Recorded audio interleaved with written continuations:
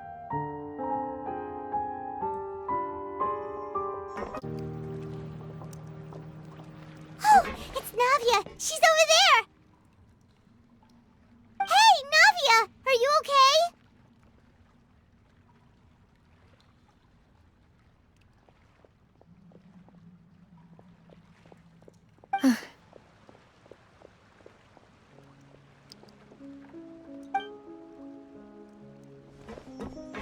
You're here. We heard there was a situation in Poisson, so we came as quickly as we could! Yes. As you can see, the water level suddenly rose. It caused quite the disturbance, in fact.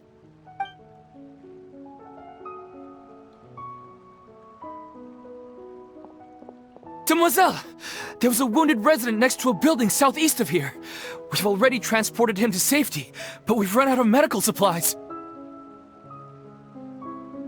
He's wounded? How badly? He fell, so it's probably a broken leg. He's pretty shaken up. When the water level rose, he desperately climbed up to the roof. Once the water receded and he saw the ground, he became terrified and eventually... He jumped down then. Find the leader of Squad 1 and tell him to take the wounded resident to see a doctor. He should know where to go. Understood. I'll take over his search and rescue mission in the meantime. All right. You'll be in charge.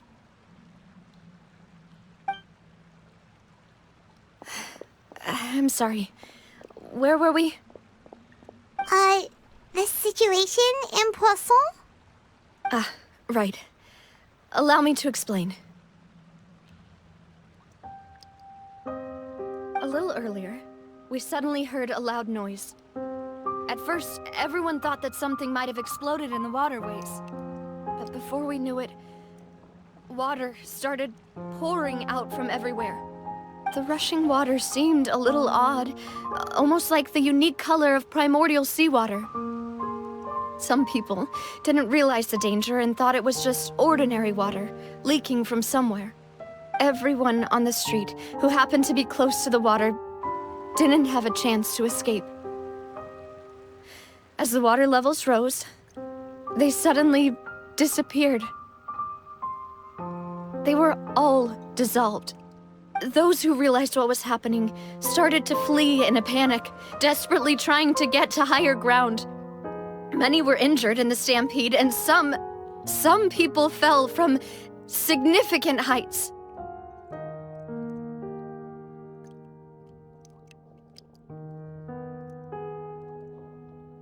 The Spina di Rosula initiated rescue operations as quickly as possible, but there have been a lot of casualties.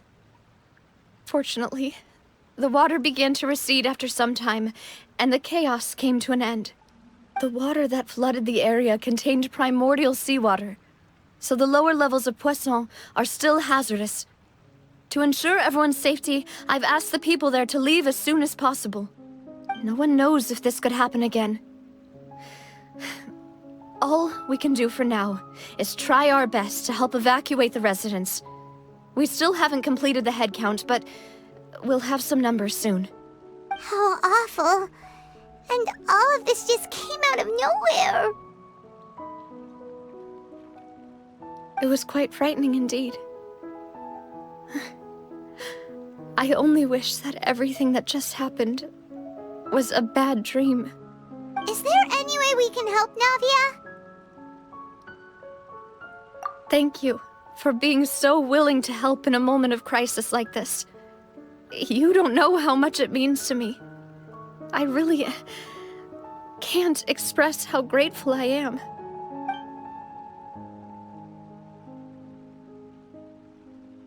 Don't say that, Navia. That's what friends are for.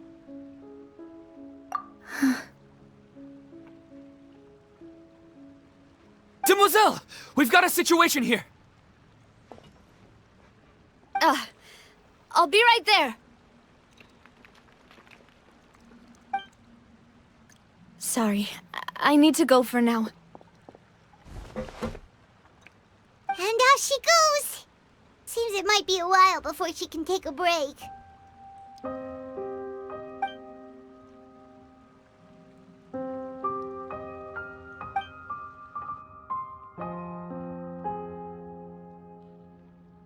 Okay, the wounded are being tended to, and we finished a preliminary head count.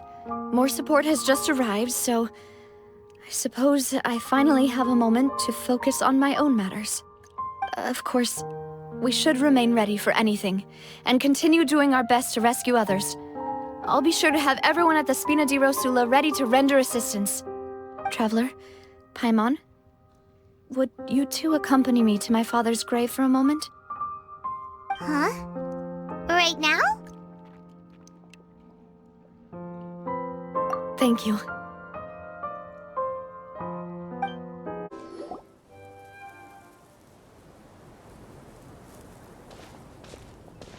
Not a lot of people here, huh?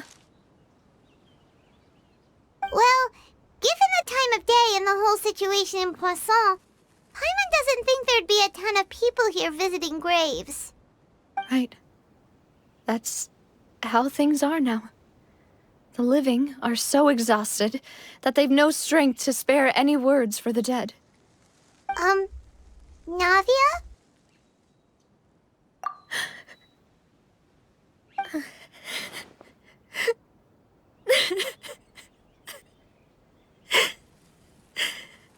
Navia, what's wrong? Sorry. I just... Melus and Silver. They won't ever come back here again. What should I do, Papa? Huh? What happened to them? Everyone agreed on the rescue plan, but still, I was the one who initiated it. They were helping evacuate the residents, but they couldn't leave in time. And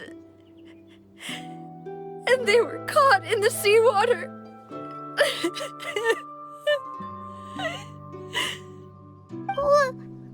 What should we do? I've known them for so long.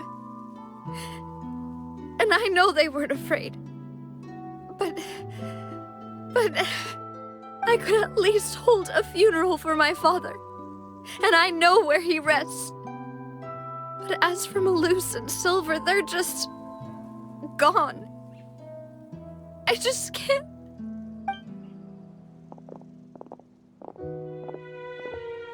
Everything looks so clean after it rains. Even the gravestones. I didn't expect that you'd enjoy a glass of red wine in front of Master Callus's grave. I can understand. Besides, the scenery here isn't half bad. See, it's not just me. I always want to bring something when I visit Papa. Perhaps we might even have a picnic. He wouldn't be angry, would he? How could Master ever be upset with you, demoiselle? Yet the cemetery is the home of those who have passed, is it not? Everyone ends up here sooner or later, no matter who you are. Buying yourself a plot in advance, are you? No need yet. But when I do, I hope you'll let me be buried beside Master Callus, demoiselle. Hey, stop joking around. I'm quite serious. That way, it'll save us both the trip to see each other whenever you visit your father's grave. That makes sense. In that case, could I be buried on his other side? After all, besides you, demoiselle, the two of us could certainly be considered Master's closest companions, no? Personally, I believe we fill those shoes just fine.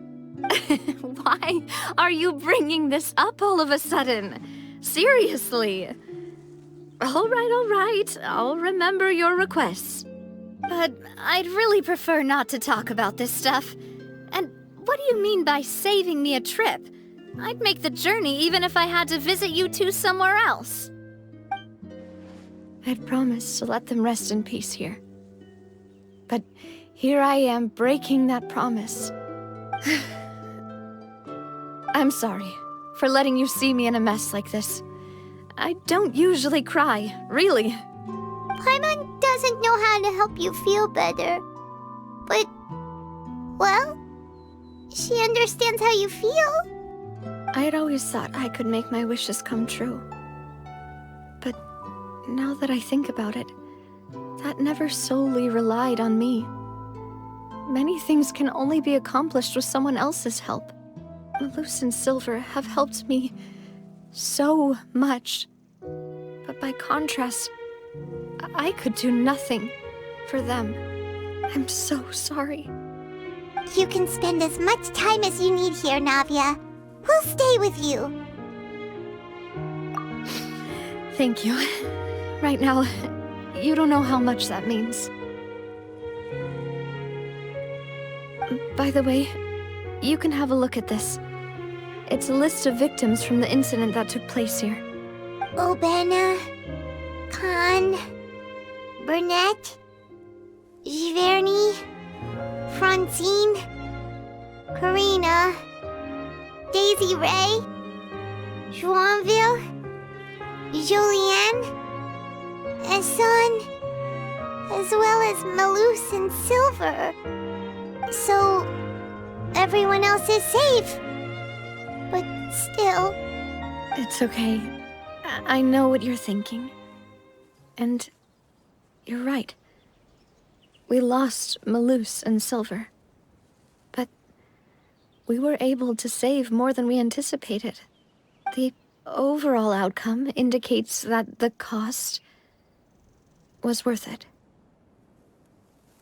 Right! Don't think that way, Navia. One person might be saved at the expense of another, sure, but that isn't something we should ever consider a trade. Melus and Silver were not the price for saving anyone. They're heroes. You're right. Thank you, Paimon. What you said just now was pretty amazing, actually. I'll remember your words. Oh, really? Seems you've become more eloquent in the time since we last met. The knave? What are you doing here? Is everything going well on your side? Yes, my people are carrying out the mission according to your request. All the residents of Poisson have been evacuated, and we're preparing to relocate them to higher ground. As for these supplies, we have everything taken care of. There is no need to worry. Thank you very much. Wait, do you two know each other? We just met recently. Right, Miss Navia? Usually, I would call this a coincidental encounter. That doesn't quite fit this time. Besides, it never even crossed my mind that a Fatui harbinger would come looking for me. Thanks to the knave, Spina di Rosula received generous support from the Fatui, which allowed us to complete the rescue and evacuation work so quickly. Mutual aid is essential to fostering positive developments. We were already in the area, in any case, so it was nothing. That said, I must say that you're a lot sharper than you let on. I'm sure you understand what I mean. I apologize for all the ways in which I tested you previously. We've never worked with a Fatui before, and it's extremely important for us to know who we're working with. My subordinates have reported that Fatui soldiers have been observing water levels and taking head counts in various locations. I hear that they've also prepared a large amount of emergency supplies. I'm quite surprised. This is nothing to brag about, nor do I intend to. It is simply the way of powerful organizations to act forcefully, whether they are doing good or ill. You've witnessed that firsthand, in any case. As I've told this traveler before, I know of the prophecy, and I intend to prevent the impending disaster. Lending your organization a hand was a natural first step in accomplishing that. As such, do not be troubled by this token of our sincerity. Perhaps one day, you'll also be able to help me in the same way. Without your help, there would have been many more casualties. I won't forget your kindness. Furthermore, I sincerely regret what happened to Melus and Silver. I only wish that my people could have arrived a little earlier to prevent this from happening. Don't say that. You and your subordinates did everything you could. As Paimon said, Melus and Silver didn't choose to sacrifice themselves for any specific person. And they weren't the price paid for other salvation. They chose to become heroes themselves. I've never liked hearing people put it that way. It's like trying to relieve pain by saying some noble-sounding words. But right now, there's nothing more suitable. They really did become heroes. You're right. I'm sorry for your loss, Miss Navia.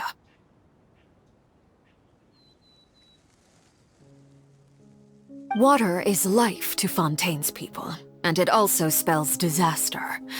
It's no wonder that people always say that prophecies represent fate.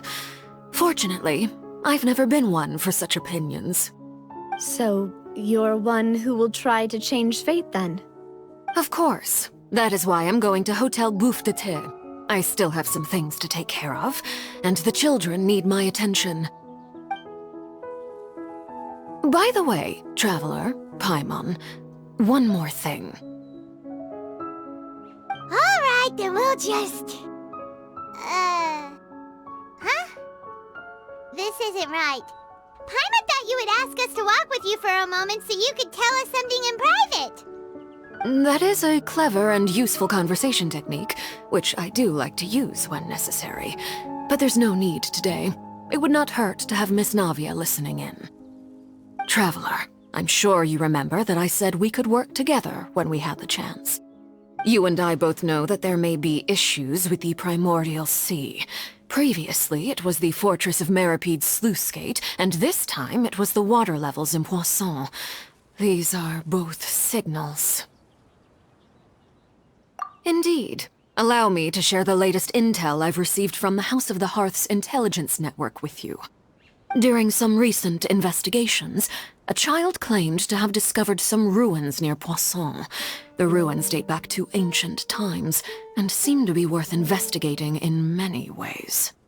Judging by the dating of the ruins, they may be related to the prophecy and the coming crisis. The situation is becoming more urgent, so any pertinent information will prove extremely precious. My people initially came to prepare for ruin exploration. Unexpectedly, this disaster struck, and at present, we're all busy prioritizing the rescue effort. So that's why the Fatui were already in Poisson. I wanted to take the children along, but unfortunately, Linny, Lynette, and Fremine have all been dispatched to higher ground to assist affected residents. Linny told me that outside of the house, the person they trust most is you. Which is why I want to give you this task. The House of the Hearth's members see each other as family, but Linny, Lynette, and Fremine said that they also see you as such, even though you are not from the house. I'm sure you already understand how earnest they consider their friendship with you to be. Oh, that somehow makes Paimon feel kinda happy. The intel I just shared about the ruins could fetch a high price. But since the children consider you family, it's only natural that I freely share it with you. Got it! So all we gotta do is go to some ruins, right? We can handle that. Excuse me, but may I tag along? You wish to join, Miss Navia? But are you sure you're up to exploring some ruins? You need to rest. Well, I'm sad, yes, but I can't just go back and plop myself into a chair by the roadside and do nothing. There's no point in being depressed while we still have a disaster on our hands. As my father's successor, I must live up to the hopes he had in me. Besides, I'm also doing this for myself. I need something, a distraction, to keep my mind off Melus and Silver.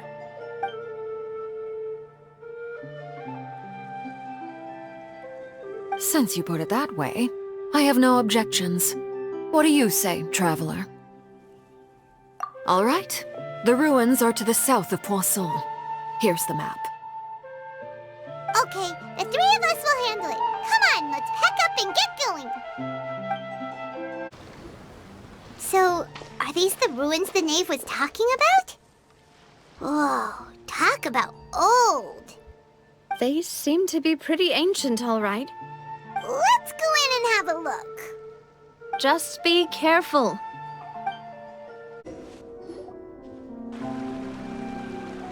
This place has also been contaminated by primordial seawater. Yeah. And a lot of it, too. A Fontainian would most likely dissolve the moment they fell in. Right! You can't go down if there's primordial seawater. It's too dangerous, and it won't be any help for you to just stay here. Don't get Paimon wrong. We're not saying you're useless. It's just that... No, you're right. I can't do anything in this situation. I'll leave this to you.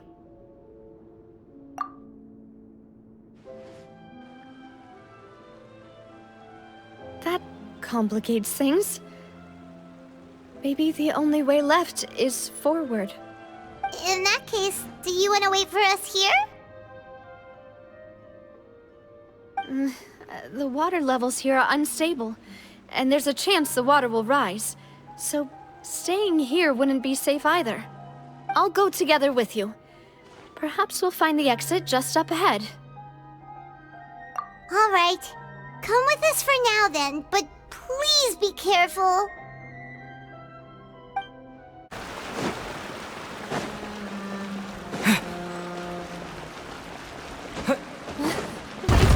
There's something wrong with this bridge!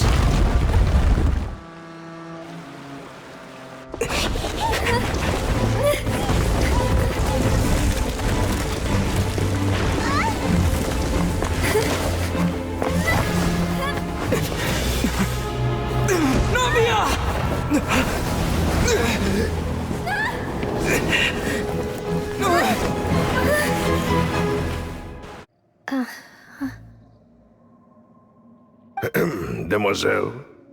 Huh? Demoiselle, what are you doing here by yourself? Would you be standing here till dark if I hadn't come to get you? Maybe she just wants some time to herself, Melus. Hmm? Oh. Was I sleeping?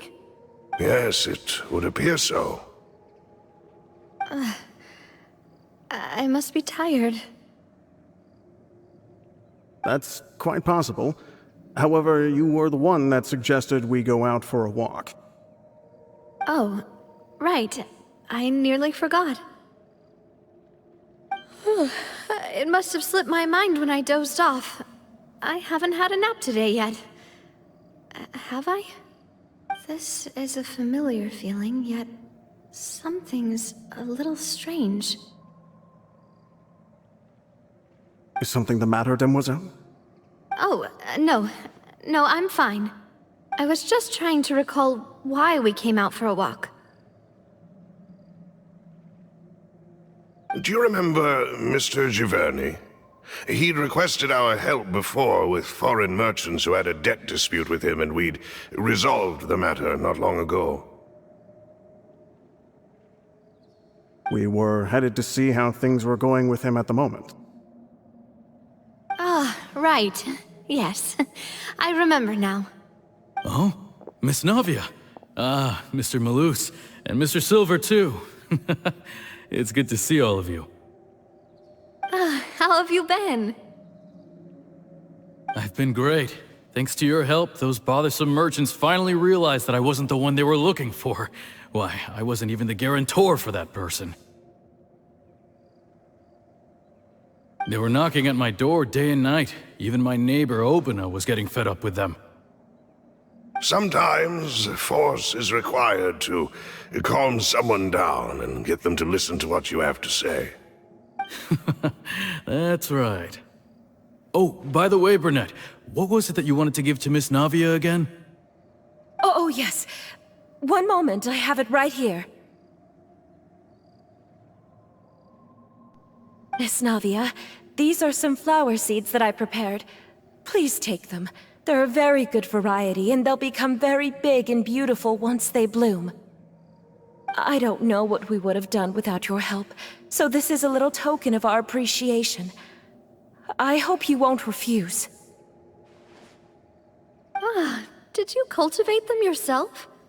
Thank you so much. I'll certainly take them. Melus, we do still have some empty flower pots at home, right? Why, we can have as many pots as you'd like, demoiselle. Perfect. In that case, we'll swap out some of the decorative plants for some of Mrs. Burnett's flowers. Very well. Wait. Something seems to be off here. Excuse me, madam. If I'm not mistaken, your name is Burnett, correct? That's right. Is something wrong? No, it's nothing. This is the first time we've ever met, but your name seemed familiar to me. I must have heard it when I was discussing things with your husband previously. I've heard this name before. Sometime recently, I'm sure of it. And why are there so few people around here? Where did everyone go? We must mind the time, demoiselle. We still have important things to attend to today. Huh? We do? Like what? Well, now, did you forget? Miss Navia, here you are! I've been looking for you. Please, come to the Opera House. Your trial is about to begin. My trial? Wait, why would I need to go to the Opera House? Yes, she's right, demoiselle. It's just about time now, so we should get going. Oh? All right then.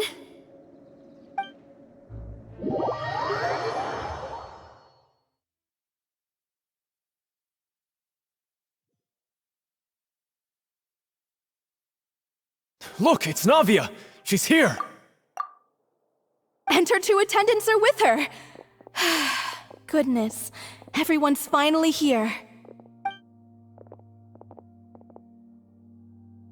There sure are a lot of people here to see the trial. And they all seem to be oddly excited about something.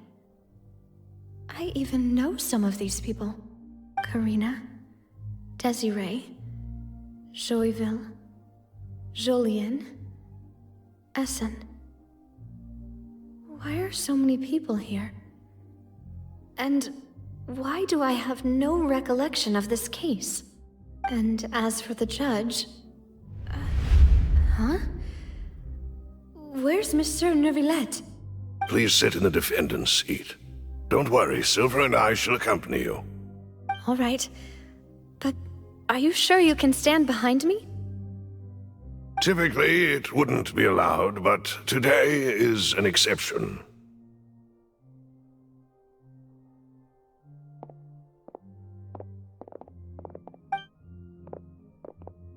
Hey, what kind of place do they think this is? Come on, do they have any idea what they're doing? Seriously.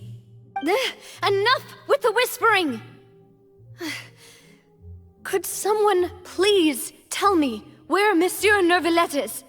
And why I'm standing trial? My dear Miss Navia, have you not yet realized what you've done? In that case, allow me to explain. As all here know, you are Master Callus's successor, the head of the Spina di Rosula, someone held in high regard by every soul in Poisson. After you took over the Spina, you treated all of us just like the late Master Callus had. If anyone in need reached out to you for help, you responded. Not only you, but your butler, your subordinates, nearly everyone in the Spina di Rosula fought for the well-being of those in Poisson. Wait a moment. Aren't you just proving that I'm a good person? Yes, correct. Absolutely right. And that is why you stand accused. You have helped so many people get through so many difficulties. You are one with us. We are inseparable. We are one big family, all of us who are from Poisson, inextricably linked. And with you being so important, we couldn't possibly do without you. Therefore, this fair and honorable court shall declare you guilty, and you shall stay here. You will be together with us forever. Huh? What are you saying? Everything you have said is correct. I have indeed done a lot for my hometown, and I would be willing to be with you all, but what is the purpose of having me stand here like this? What is there to discuss? Ah, well, if that's what you think, then I have no further comments. How wonderful, Miss Navia!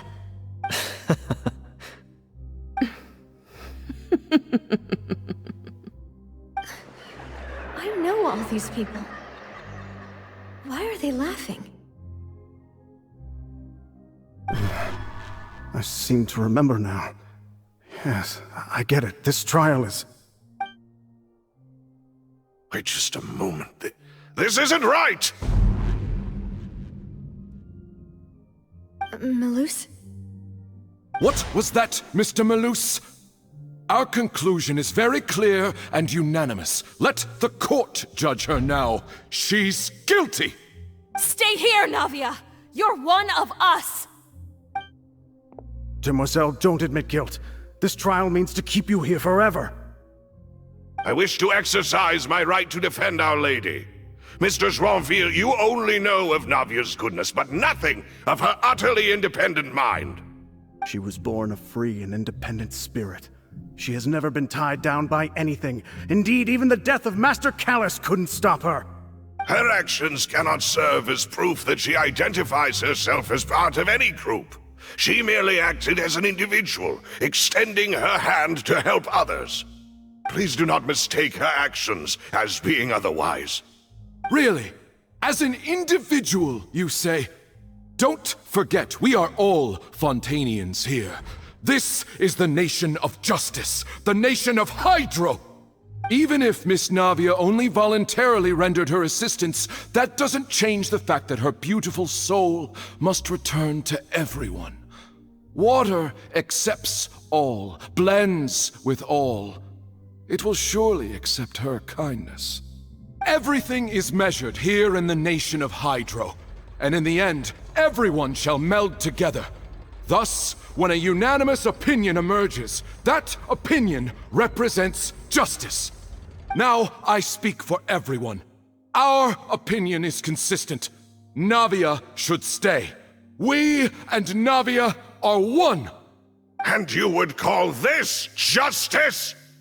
Preposterous. You are merely jealous that Demoiselle still has a chance to exist as an individual. Have you forgotten how much you all once longed to become individuals, to become independent? Do you mean to defy our justice? If your justice is flawed, then why should we acknowledge it? As you said, we can also have our own justice. Silver and I shall defend Demoiselle. And that is how we will enforce justice. Ugh, my head... It hurts. Demoiselle! Silver, it hurts. My head is spinning. All I can see is stars swirling in front of me. I remember now. Everything that seemed odd from the very beginning.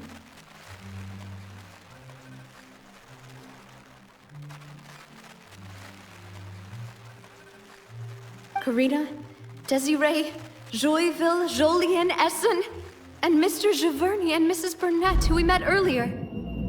Even Melus and Silver. I don't want to admit it, but they're all dead. Don't be afraid, and don't admit guilt. We will protect you to the very end. Absurd! Who are you to say that she cannot be judged? We are the majority, and in the nation of trials, the majority is absolute justice. We are the will of all. Don't let them escape! We shall keep Navia here with us! Mr. Melus and Mr. Silver, must you be so stubborn? How could the two of you possibly hope to stand against the collective? Do not resist. This judgment is fair and just. Navia belongs to us. After all that happened, she should not be left alone in Poisson. What are you saying? No more excuses! He says we're jealous. Jealous?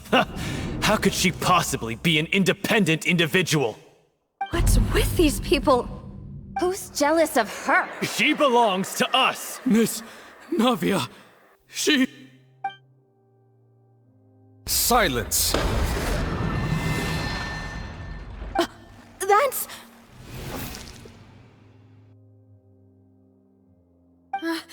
Monsieur Neuvillette! Such commotion is prohibited in the court. The accusations you just presented are nonsense and cannot constitute a proper trial. The court will adjourn for the rest of the day. In this, I shall hear no objections from any unauthorized party. Our thanks, Monsieur Neuvillette. Please leave with me, Miss Navia, while there is still time. But... Go on now, demoiselle. This is your only chance to leave this place. What, can't bear to leave us behind or something? Melus. My apologies. I couldn't resist making one little joke once I realized that this shall be our last goodbye. Melus... Silver... Quickly, you must come now! Goodbye, demoiselle. Farewell. No, wait! Just a second! Navia? You're awake. Good. I must have been dreaming. Melus and Silver were still alive, and they were defending me at some insane trial. It looks like you're all right. Did all the sad feelings cause you to have a nightmare? Paimon could give you a hug. The ruins you were exploring suffered a cave-in. When I arrived, I found you falling toward the water. You were just about to be dissolved within, but I...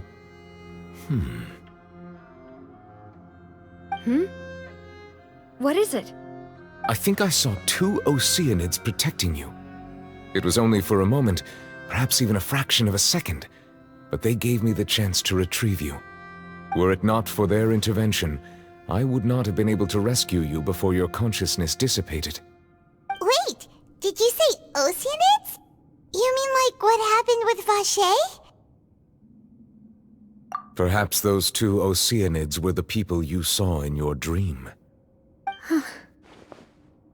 I always told them that they didn't have to protect me. To think that they'd keep doing so even after death.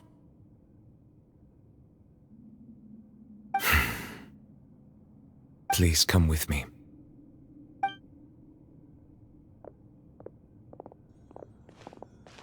Neuvillette, are you okay? Oh, I am quite all right. Perhaps there's something we could chat about? Why do you look so stiff all of a sudden? Oh, Paimon knows. You're the type who feels awkward when there's nothing to talk about, right? I merely thought that we should give Navia some time to herself. Huh? Why didn't you just say so then? Don't you think it's even more awkward to call us over like this and then have nothing to talk about? I suppose so. Ah, Sigewinne. I hope all is well with her these days. Her work in the Fortress of Meropide has not been too much for her, has it? No way, don't worry. She's doing fine down there. She's an amazing head nurse. I see. Well, that is good.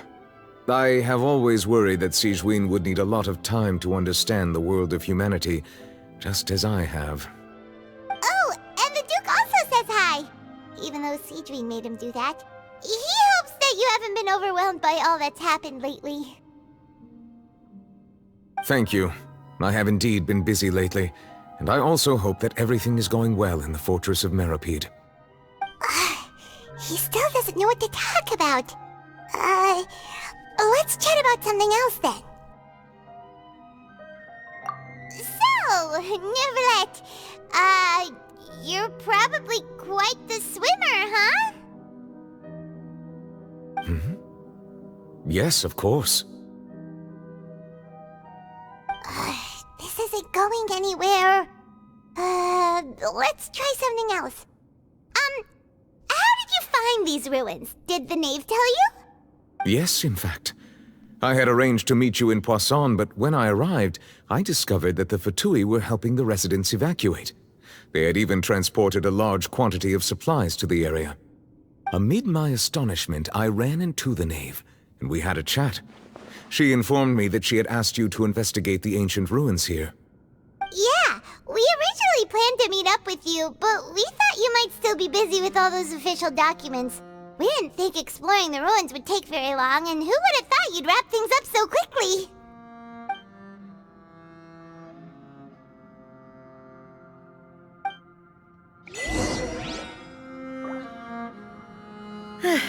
I'm sorry to have kept you all waiting like that. I'm feeling much better now. I guess we should get going again. Will you come with us, Monsieur Neuvillette?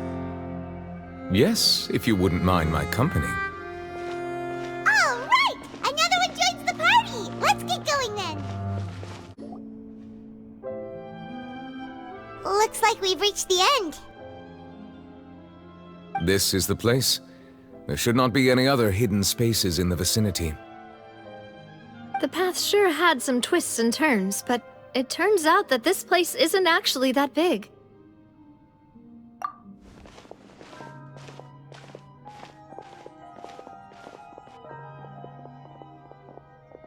Stone slates? It seems like they were put here as an offering. Could we take them down and have a look? Perhaps we should just leave them be for now.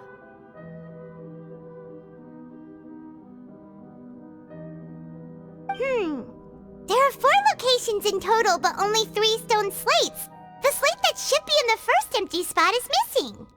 The surrounding walls also show signs of damage. There's something written below. Let Paimon see. Reason dictates that this nation be destroyed. I shall record the history of its future here in its past. Say what? It feels like someone left these slates and these words here for a purpose. But does he mean that Fontaine should be destroyed? That would fit the circumstances dictated by the prophecy, yes. Indeed, the slate's contents correspond to it. Take the second slate, for example. There's a person kneeling here. She seems so dedicated. And there's a whole bunch of other people behind her doing the same. She's facing this... what is this? Some kind of island in the sky? And is that Lady Farina in the third image? Did the Hydro Archon fall into the water? And is that a ring of people around her? Paimon doesn't quite get it. Are they all in the water? The fourth image. I know this one. This exactly matches the content of the prophecy. The people will all be dissolved into the waters, and only the Hydro Archon will remain, weeping on her throne.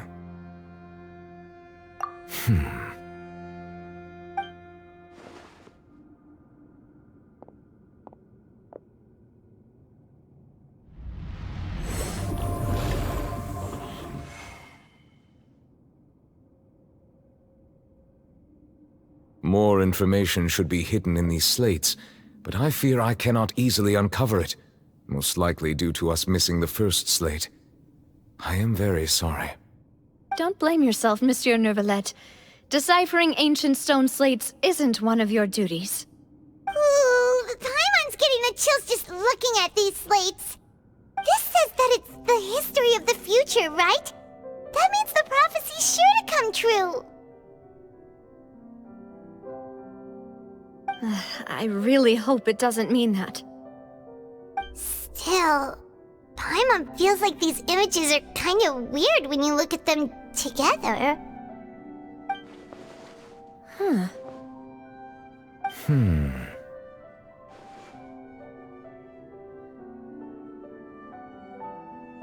That's right! If the images are in chronological order, shouldn't the fourth, the waters drowning Fontaine, come before the third, where the Hydro Archon herself falls into the water? And yet the order is reversed here.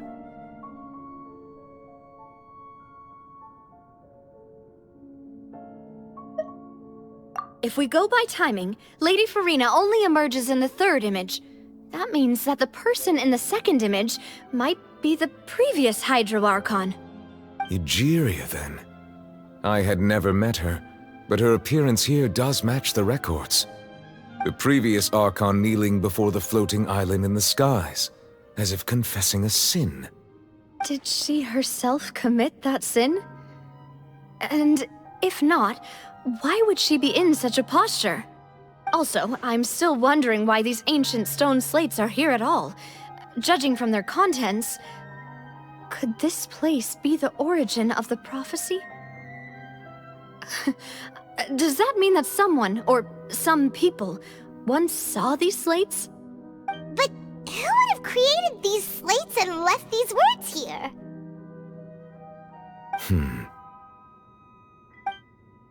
It seems that any further clues will have to come from Farina. In that case, there's no time to lose. There's nothing else to be gained here, so let's head back first. Yeah, we better get somewhere safe for now.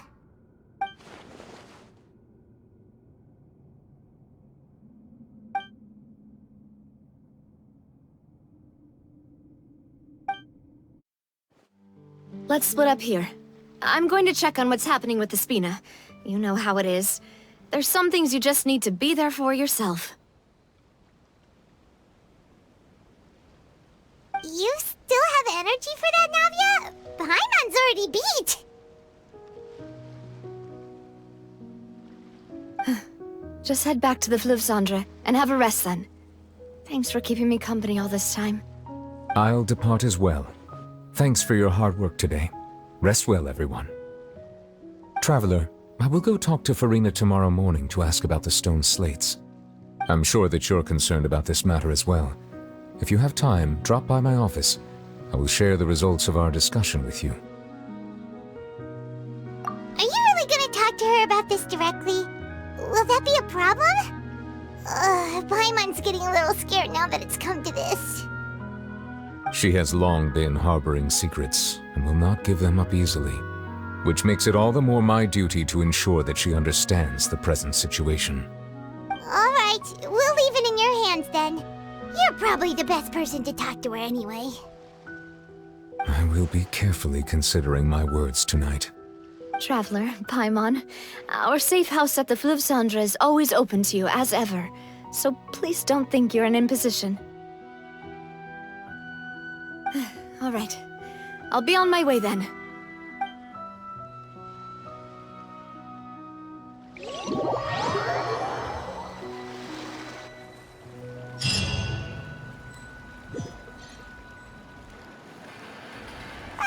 We're finally back! Welcome back. We've got a special menu prepared for you two tonight. Yay! And there's good food too! Navia, no, the boss is the best. Ooh, desserts! Nice, these are all Paimon's! Paimon's already starting to forget what happened today. Oh, that voice. Is that who I think it is? Huh? It's you two. What are you doing in Fontaine?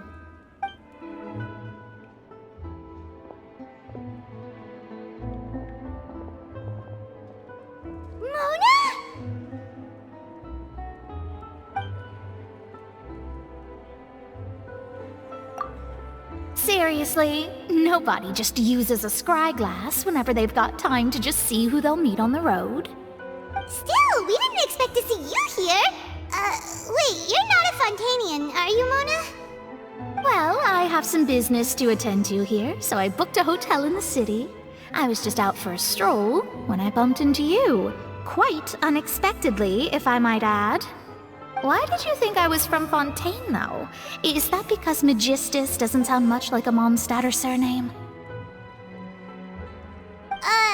Yeah, let's go with that. Well, I used to have my own surname, which was, well, some other thing. Either way, the old hag told me when she took me as her disciple that the first step to being a great astrologist's pupil was to change that name. There was nothing for it, really. She really is amazing at astrology, so I changed my name to what it is now according to her wishes. To my surprise, however, Magistus is not the name of some ancient house or clan. It isn't? Nope. Although it is used by us in place of surnames, it generally just means great. Wow! Imagine including a boast in your name. Wait, are you gonna have to put that into your genealogy as well? I reckon so. In any case, I'd give my disciple a name like this as well, if I were to take one. Astromancer Barbeloth Trismegistus. Whoa, that's a long one. Does it also mean great or something? My name means Mona the Great Astrologist. As for the old hag, hers is, in plain speech, the thrice-as-great Scholar of the Stars. Just take it as a title specific to astrologists. Thrice as great? That's so petty. I know, right? That's just how she is. She used to call herself Magistus, actually, but when she took me in, she changed her name to Trismegistus. Talk about excessive. Magistus is thus the calling card of our school, so to speak, which makes it about the same as a surname. It's all right if you don't get it. You can look into it further should you need to study astrology more deeply. That sounds terrible! But anyway, you're not Fontanian, are you, Mona? You're from Mondstadt, right? Well, I was born in Mondstadt, yes. My parents migrated to Dornman Port, and I traveled with the old hag for a while, after which I settled down in Mondstadt City. Oh, that's a good thing then. At least we know you won't be dissolved by Fontaine's waters. Speaking of that, I'm sure you're aware that a bunch of things have happened here in Fontaine, right? I know you're not a local, but I'd avoid getting too close to any water that looks strange all the same. There's something ominous about it. Well, the water, I mean. That was the main reason, yes. Just a while back, the Steambird invited me to take part in a panel and speak about the circulation of the prophecy as an astrologist. The invitation was sent quite early on. I don't think anyone expected Fontaine to be in this much trouble. What do you make of that prophecy, Mona? Just tell us what you think as an astrologist. Your word would go a long way to make things more certain and less scary. What I can tell you is that I'm an astrologist, and that this prophecy concerns the fate of Fontaine, even that of all Tevat. Ascertaining this is akin to reading the fortune of the whole world. I'm afraid that this is not something that just anyone can do. If I could do it, you would no longer call me an astrologist, but a visionary. But on the flip side, the prophecy is so huge and powerful that it must surely come from a powerful visionary.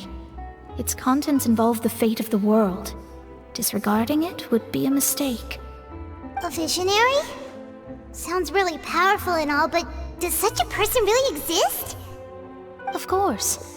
The old hag could do it, and I'd bet there are others amongst those Hexenzirkel colleagues of hers who could do something similar. Are you sure? All right, I'll help you. It isn't often that I see you with such a serious look on your face. I'll tell you once I hear back from her. Thanks, Mona! You're amazing as always! Oh, well, this is something only I can do after all. So yes, your praises are quite welcome. That's the greatest of astrologists for you! Of all the people we know, you know the stars the best! Indeed, indeed. That's the spirit. Oh, sorry. I came to see what all the commotion was about. If there's anything you need, do not hesitate to inform the Spina di Rosula.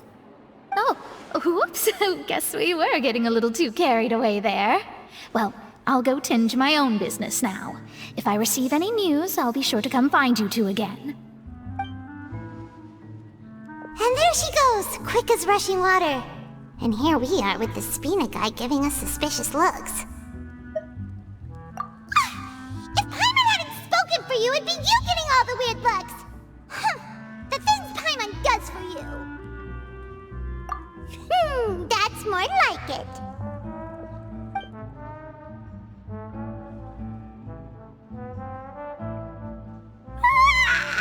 Good morning. To be honest, Paimon's still feeling kind of sleepy. But it's time to get up, Traveler. We agreed to go see Neuvillette, so let's pack it up and get going.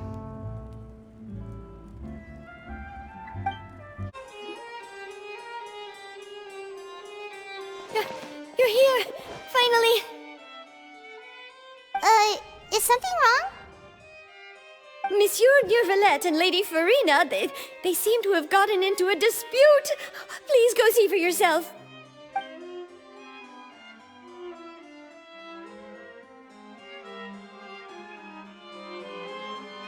Like I said, I've already explained everything. And yet the problem has not been properly solved. There is little space for excuses between us. It is not my intention to offend you, but please, tell me where you stand.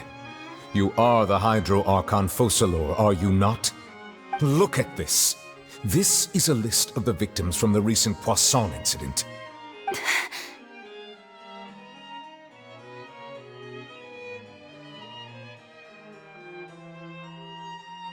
You mean... they're all... We did not arrive in time to avert this disaster, and I will not have it happen again. I will say this once more. You must tell me everything you know. Yesterday, I found 3 stone slates in some ancient ruins near Poisson. Do you know anything about those? Seriously? You're questioning me like this is a court case now. I don't know anything about that. But you found them in some ancient ruins, you say? That's correct, which is why I came to ask you some questions. There should have been 4 slates, but one of them was missing.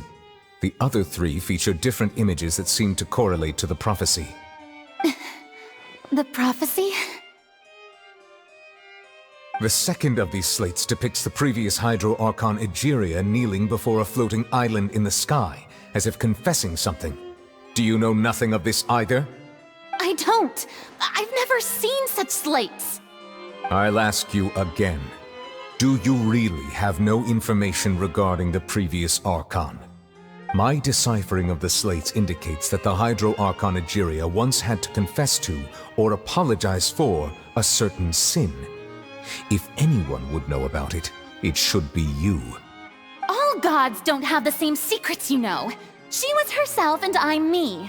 Is it really so strange that I know nothing? I understand your concerns, but I'm sorry. I just don't have anything to tell you. Forgive me for saying this now, Lady Farina, but I have long known of your various secret investigations into certain matters. There are several indications that you have been investigating the prophecy on the sly. This is not strange in itself, considering that you are the Hydro Archon. But it is strange that you should also claim to not know any of Egeria's secrets, as well as do nothing following your inquiries. You have never been as superficial as you have presented yourself to be, nor are you a fool. And yet, your behavior is very inconsistent.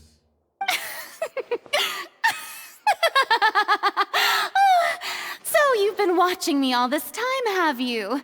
I didn't think you were that type. You... Well, since you know about my secret investigations, then you should know I'm actually working to take care of it. There's no point questioning or suspecting me. You're the Eunuchs, but you're still my subordinate. You should be following my lead. Just trust in me. You're Archon, and do as I say. Never mind whether you can truly convince yourself to or not. It'll all turn out fine. That's all I have to say. We do not discuss this matter again. Oh, the opera's about to start. Toodles!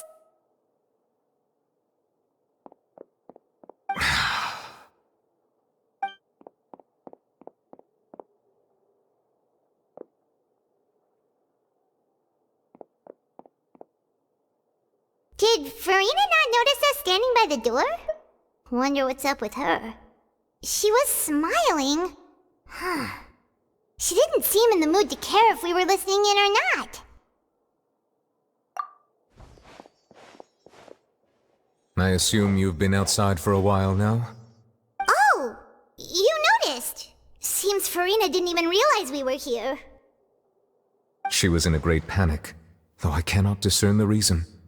Our discussion reached impasses time and again, a state of affairs that we cannot allow to continue. Still, I do not understand. Dialogue is the basis for understanding, so why did she keep refusing to engage?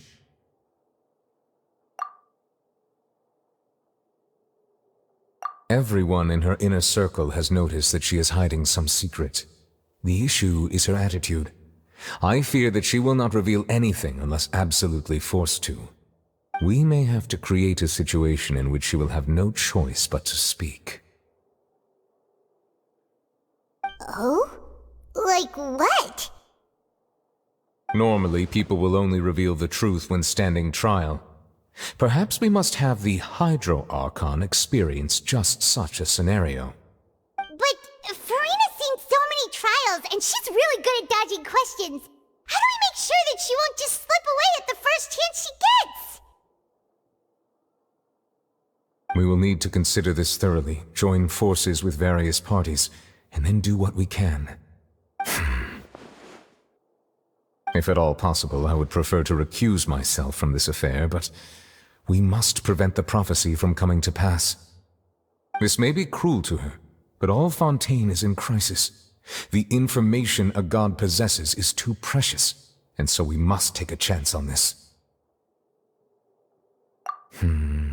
But who will lend us their aid to do such a thing?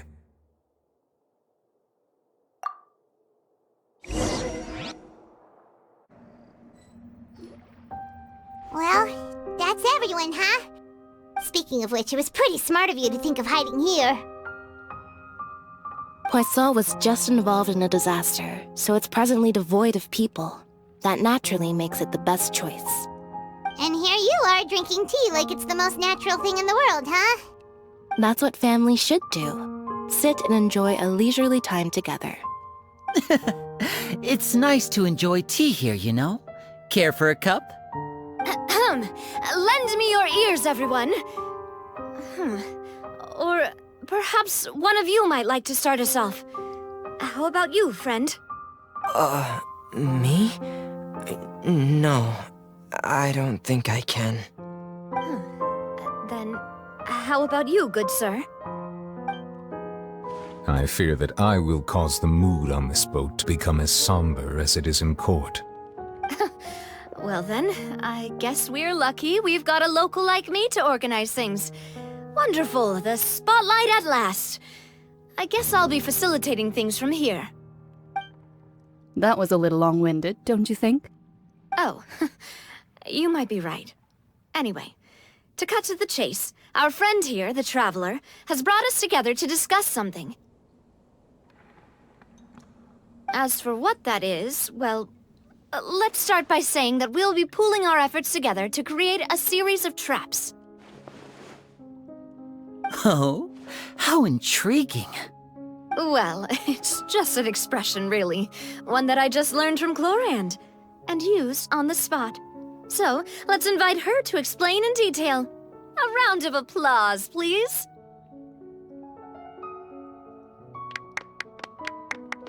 Huh? Didn't you say that you would be facilitating this? Oh, come now. Your work doesn't involve much public speaking, right? This is a good chance to practice. You might even pick up some fancy oratory tricks to impress your boss with in the future. I see. And what does my boss say? He is glad that you consider him your boss. Do go on.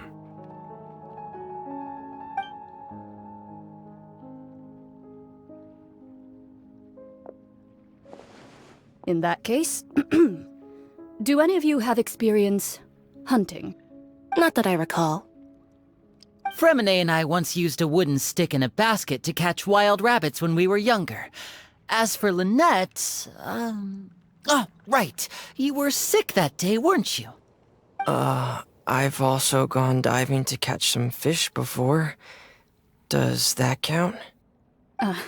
I'm afraid not. You may or may not have heard, but Fontaine once played host to a group known as the Marechaussee Hunters. Though that was their name, they did not hunt animals, but rather various monsters left behind by the ancient dynasty of King Remus. Today, Fontaine's monster population has already thinned greatly, so the hunters have blended back into society, taking up arms in other lines of work. They even left a unique methodology of hunting in their wake. A trap comprises of the following components: bait, a trigger, and a containment device. Sometimes a lethal implement will also be necessary to deal with the prey. So, if we were to build a trap together, right now, what would you choose to build it with? For me, I would prefer something basket-shaped. Pigeons and rabbits will see the bait and naturally enter the snare. Our line of work requires a deft hand, and we're some of the best in the industry, so you can count on our techniques. You used some of those techniques while moving the people of Poisson, didn't you? My subordinates mentioned that you even performed some magic for the bawling children. Yes, and I even managed to gather some intelligence in the meantime. I'm quite the multitasker if I do say so myself. I'm afraid I can't claim that as my strong suit.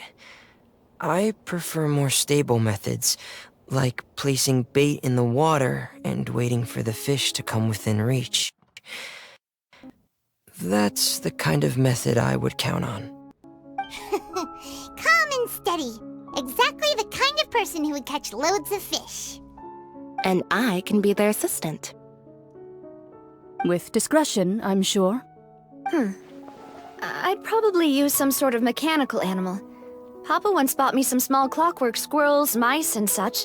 When placed in the forest, they can attract others of their kind. I remember that you liked those too, didn't you? I did. And that would be a good way to go about it. If they're realistic enough, animals of the same kind will follow them all the way to the trap.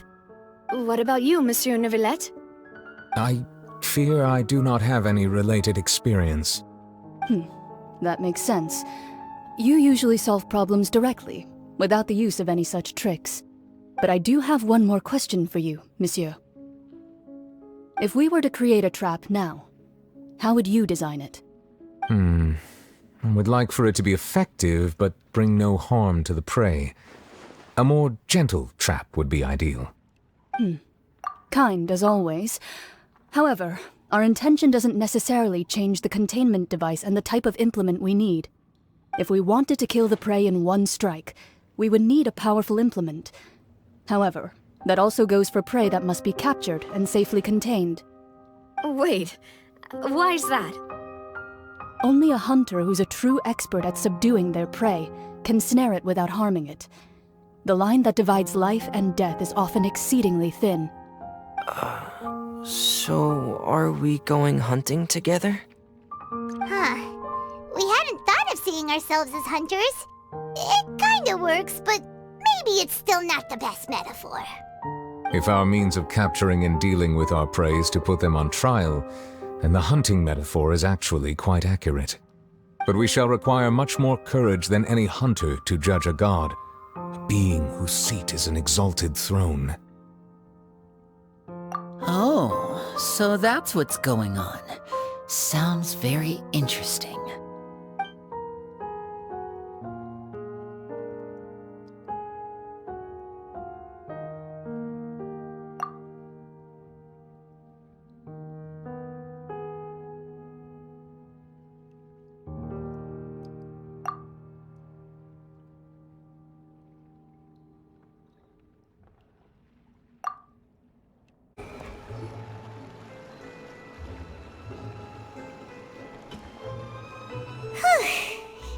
tough few days, hasn't it? So much has been happening. Paimon didn't think the meetings would go on for so long, but everyone seemed pretty fired up, huh? Paimon thought they'd be at least a little frightened. Well, Fremine was, now that Paimon thinks about it, but everyone else just looked a little surprised. Well... It's hard to say. Paimon doesn't have any experience with this sort of thing.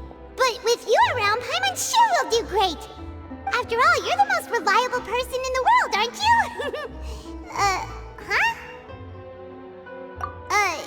Did you just pour some tea? Paimon didn't notice you doing that at all. Then what's that? Paimon's never seen that cup before. Don't be frightened. I'm just joining you two for tea.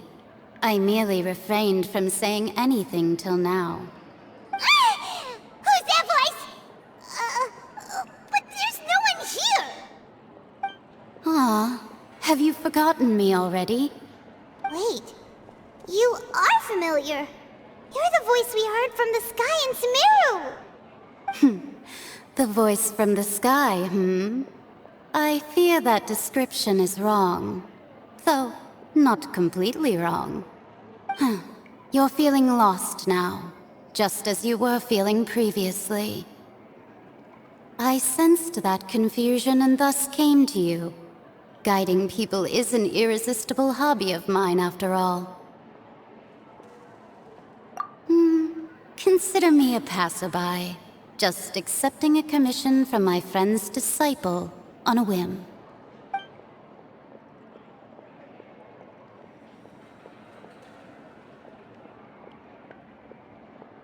The prophecy. Yes, what has been prophesied will be fulfilled. You may view such things as the history of the future. What? Then is there any way we can stop it? I believe you have witnessed a failed attempt with your own eyes. Can everything in Teyvat so easily be changed? So you've caught on. Just as prophecies are usually only the future as seen from the perspectives of the gods, could things be happening in hidden corners where the gods' gaze does not fall? Are the things that you shall see different from the fate that the gods perceive?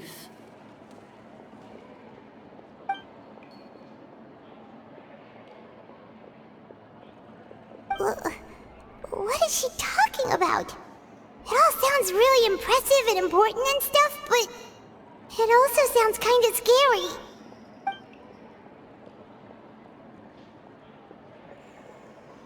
I believe that you understand, right? Some things are insignificant, but others you must reach out to change. Ultimately, fate shall serve as your only guide, no matter what will happen in Teyvat's future. All you need to do is to play your part. This was good tea, by the way. Thank you for your hospitality. Well, that'll be all for today. The voice. It's gone.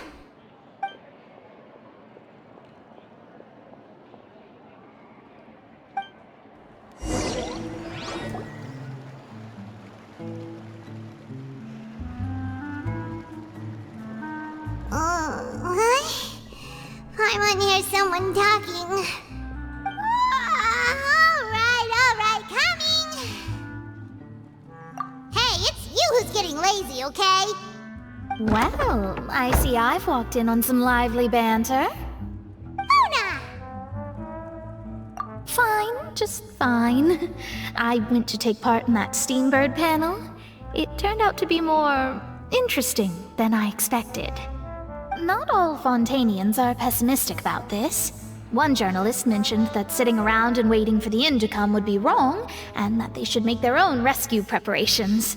I agreed, so we had a brief chat with her. Did she have pink hair by any chance? Why, yes! It was Charlotte. You remember her, right?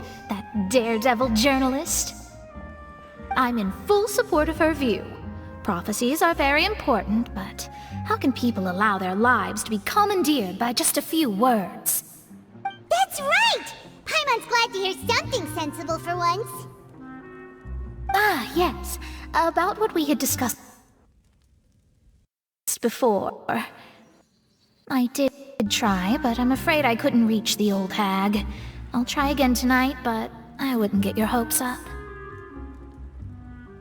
Huh?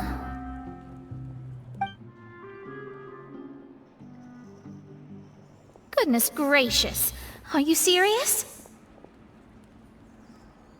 She said that even the god's gaze has blind spots. Pretty bold if you ask Paimon. Most people would believe the gods to be all-knowing, right? The Hexen Circle members are certainly anything but ordinary. As for the mage named N, the old hag has mentioned her a few times. She said that N's sense of direction is incredible, and that she loves guiding those who are lost. But I've never met her, and if she were still alive, she'd be... Well, suffice it to say that the hag's at least a few hundred now, and N's been around for longer than that. Whoa, the Hexen Circle sounds like a scary group. But they must really stay in shape to live so long. Their abilities alone are pretty terrifying. If she came to see you personally, then the problem you're facing must truly be of great importance. Well, it's not like Paimon could understand anything she said. Yes, she was quite cryptic, but I suspect she means that there is still a way to turn things around. She didn't say when or what that would be, though, so... Perhaps it is something that you cannot know right now.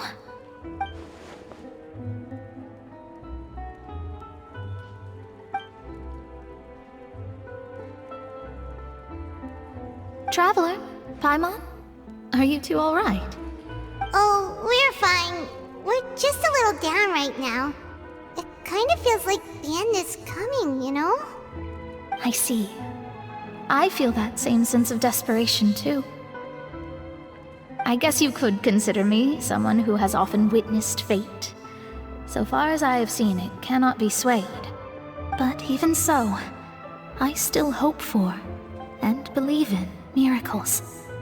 Astrology is eternal and rational, but fate may not be. It is cruel, but it can also be beautiful. Perhaps that's what En was trying to tell you. Not to lose heart, and to believe that what you are seeing playing out before you is not yet set in stone. I did originally think of steering clear of all this, but I couldn't. Even if this is all futile, I still wish to help everyone. If we don't struggle to the last, then how can we face the end when it comes? Huh. You do have a point. There I go, talking about astrological principles again. Sorry about that. The moment I start talking about work-related stuff... I need to get going. It was worth trying to comfort you, even if only a little. I believe that you'll help those who are struggling in the same way I did.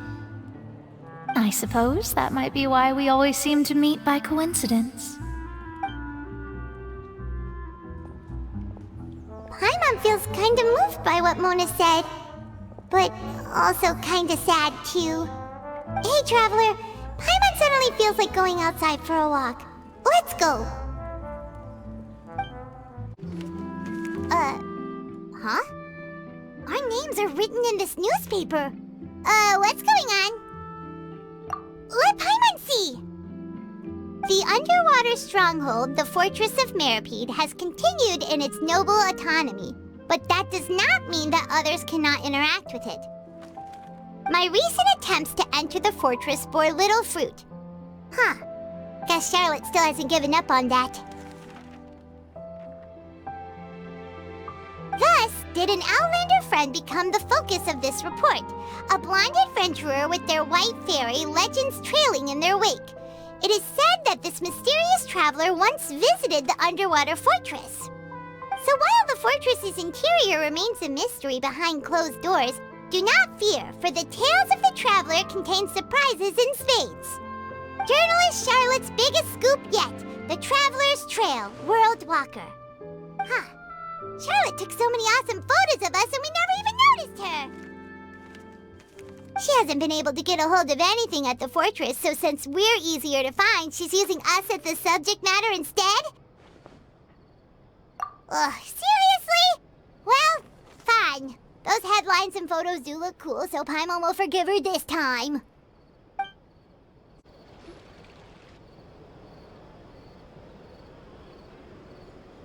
We're here!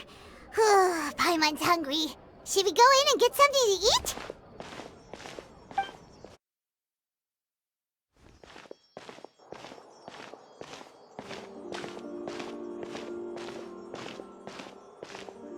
Hey, quick! Look! That's the limited edition only 16 slices a day cake! It was so delicious the last time we tried it! Despite the tense situation we were in, let's give it another go! Paimon's sure it'll be great! One slice of cake, please. Someone showed up after all! Oh, wait, you're the one from the Palais Mermonia. Oh, are you here to buy cake too?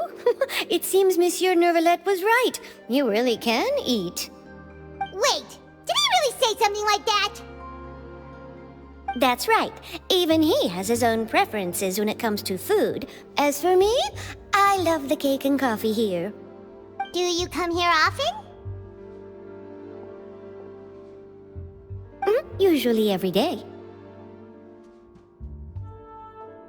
Every day? It's part of my daily schedule, apart from work. I shall have my cake and coffee. Then what if someone told you one day that this place would be closing soon, and you wouldn't get to eat cake here anymore? What would you think? But why would it close? Well, Paimon doesn't know either, but maybe the waters will rise tomorrow. You know, like in the prophecy. Oh, the prophecy. To be honest, I haven't paid much attention to that. No, still, even if there'd be no more cake tomorrow, that wouldn't keep me from having some today. No, it's the same for eating in general. You might not be able to eat tomorrow, but if you can do so today, then you should carry on. That's what people call living, you know. Huh.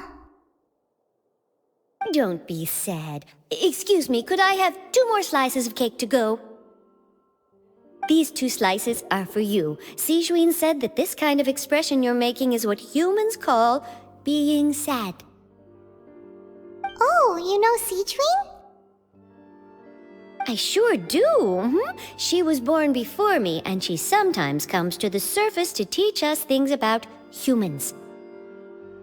She said that humans are creatures that are saddened easily, yes, and you can only lift their spirits by feeding them delicious food. So please try the cakes here. I've got something else to do, so I'll be going now. You two try to stay in a good mood after eating, all right? Bye!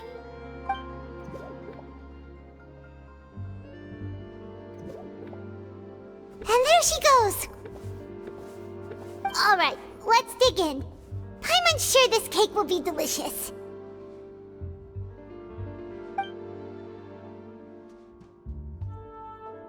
It's more delicious than last time! And the flavor gets even better with a sip of tea. It sure would be nice if we could come again tomorrow.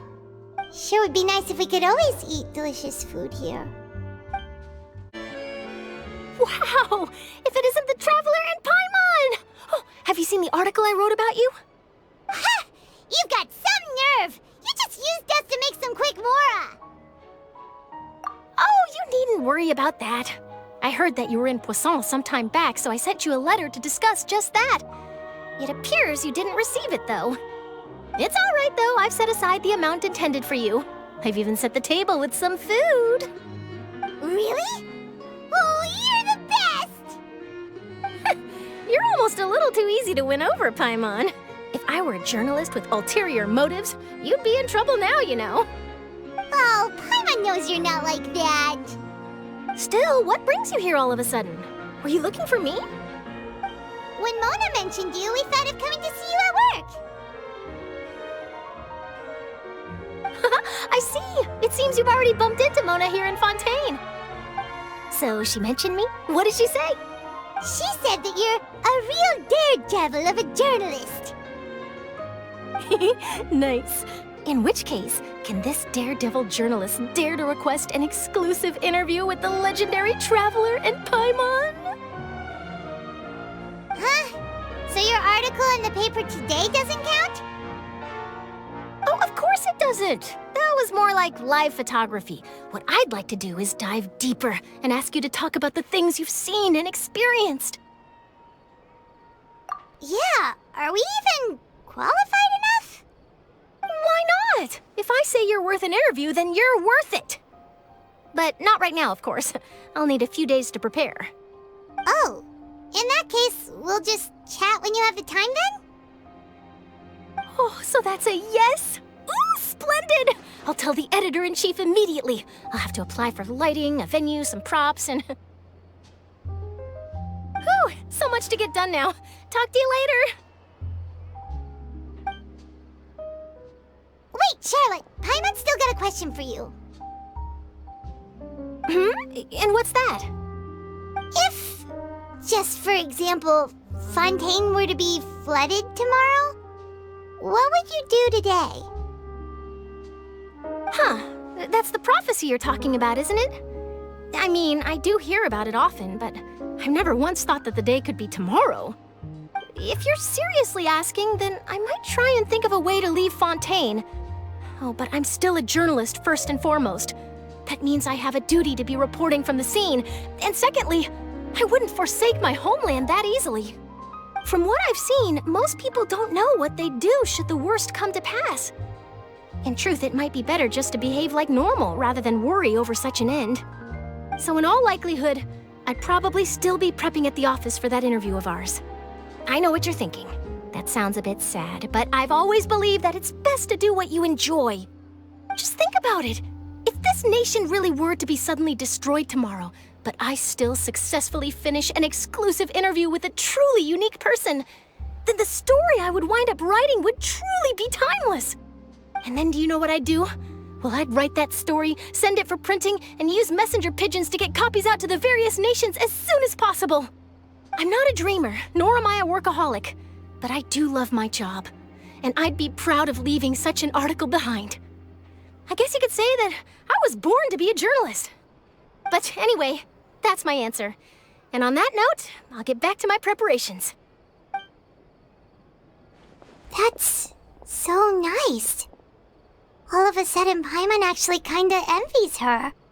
Anyway, let's go and take a look at the sea, shall we? The sea breeze and scenery can be a pretty soothing combo, huh? Paimon's been thinking. If it wasn't Fontaine, but all of Tevat that would be destroyed tomorrow, where would we go and what would we do? No, Paimon should ask, if you could choose, what would you like to do?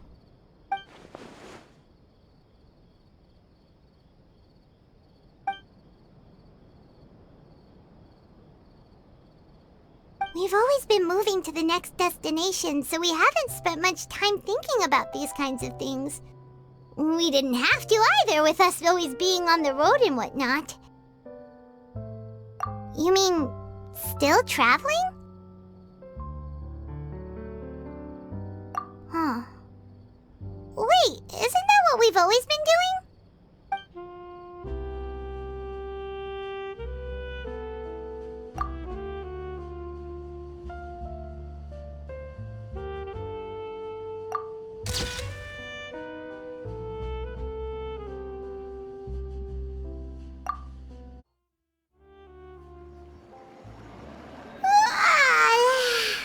Feels like you'll grow mold if you stay here long enough. But it's still better than the Fortress of Meropide, that's for sure. It's not only damp there, but salty too. Ah, so the two of you are still here. Wonderful. Oh, you're from the Palais Mermonia, aren't you? Yes, I'm Isadora. Monsieur Neuvillette sent me to look for you two before. I heard that afterward you went to the Fortress of Meropide. Not at all. I'm well aware that you're friends of his. Actually, I'm here to pass along a message from him. Yes, inside the Opera House. The Maréchaussée Phantom has declared the incident a small-scale riot. A riot? Well, that said, I don't personally think it was that serious. Lady Farina was watching a performance at the Opera House, and while she was resting during an intermission, some other audience members suddenly started harassing her, loudly accusing her of doing nothing about the prophecy crisis. And before she could respond, others started to join in. The crowd continued to grow, and protests against the Hydro Archon started to break out. So people have started to put the blame on Farina. Guess they finally found an outlet for the pressure they've been under due to the prophecy. I agree. People will naturally rely on gods, as is customary. But the moment people feel threatened, gods are also the first to be blamed. So what happened after that? Is Farina okay? Seeing that the situation was spiraling out of control and that further argument was pointless, she claimed that she'd gotten tired of this and left in a hurry. The Maréchaussée Phantom had their hands full maintaining order and did not catch where Lady Farina had gone. Only when things had stabilized did we realize that she had gone missing. So, you mean she's still missing? That's right. The Maréchaussée has dispatched many people to search for her, but we don't have any leads yet. That said, I don't think there's much to worry about. She is a god after all. Even if she were to fall into the hands of rioters, what could ordinary people do to her? Good. Monsieur Neuvillette sent me to tell you about the situation, but he didn't say anything else. Don't worry, this is more than enough to go on. Thanks for keeping us informed. Ah, is that so? Well, alright then. In that case, you two take care. I'll be heading back to the Palais now.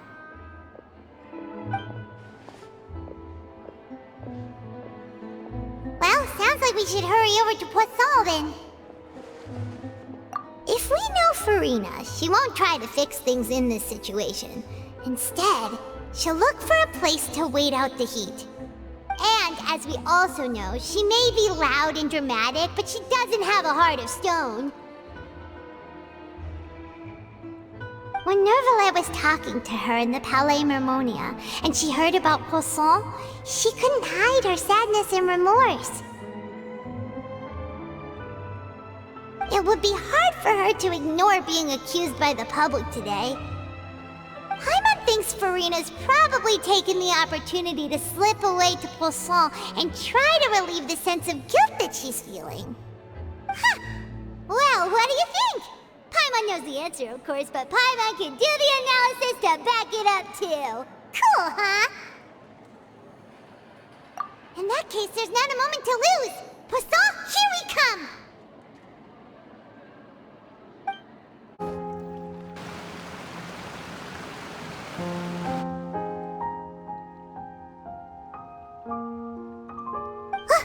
That's Farina, right over there!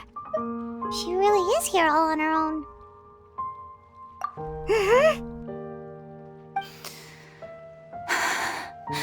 Should I just give up?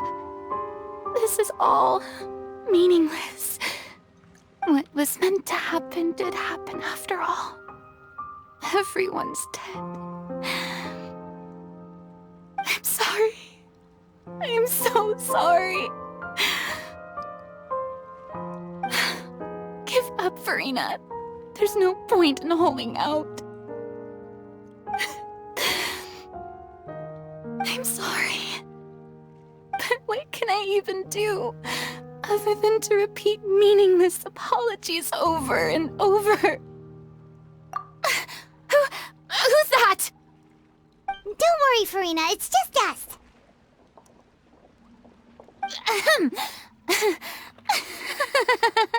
So it is you, blonde traveler from another land.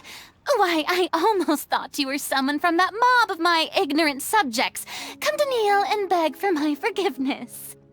Farina, you were crying just now, weren't you? The tear stains on your face are obvious. What do you mean, tear stains? Oh, I remember. The show at the Opera House earlier this morning was so moving. I'm still trying to process it. Who did that uncivilized rabble think they were, disturbing my enjoyment of the arts? They even dared to tout their Archon. I must teach them a lesson. I can just imagine their twisted and frustrated faces once they realize that I'm nowhere to be found. Oh, and I'm sure Neuvillette and those people from the Marche-Chaussée Phantom are freaking out right next to them, too.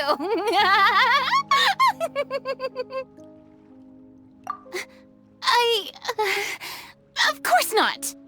Hey, there she is! The Hydro Archon's over there! Quick, after her!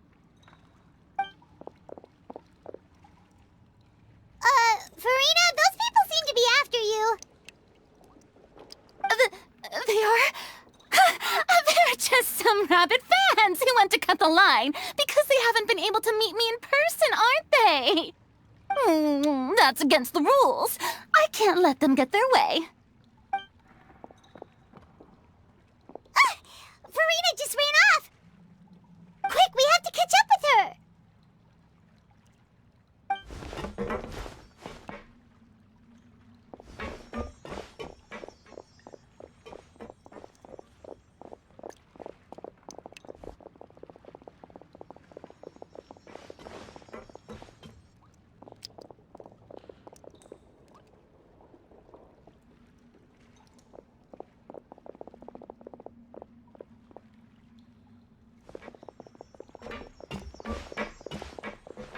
This should be the place, right? Hey, Farina! There's a good hiding spot over here. Quick, come to Paimon before the rest of them catch up to you. What is this place?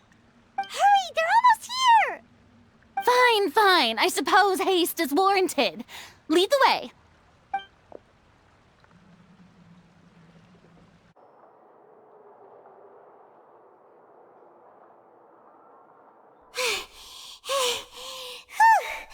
Paimon's exhausted.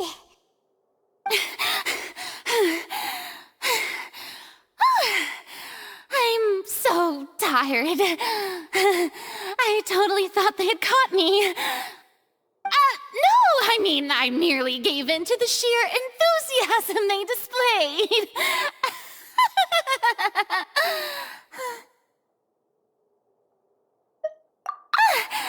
You're right. Yep, that's a good girl.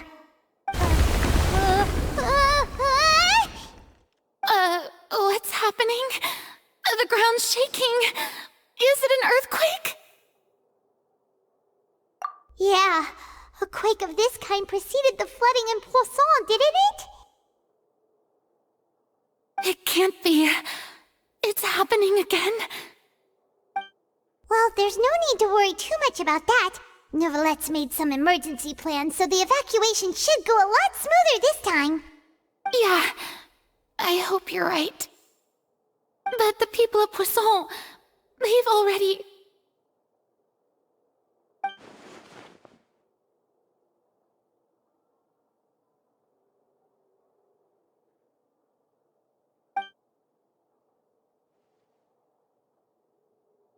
It's true. I've been investigating the prophecy for hundreds of years. I once had informants all over Tevat, searching for clues and feeding information back to me. I've tried all kinds of ways, too, to hold back the sea. Anything to keep the coastline from advancing. But all my efforts proved to be futile in the end.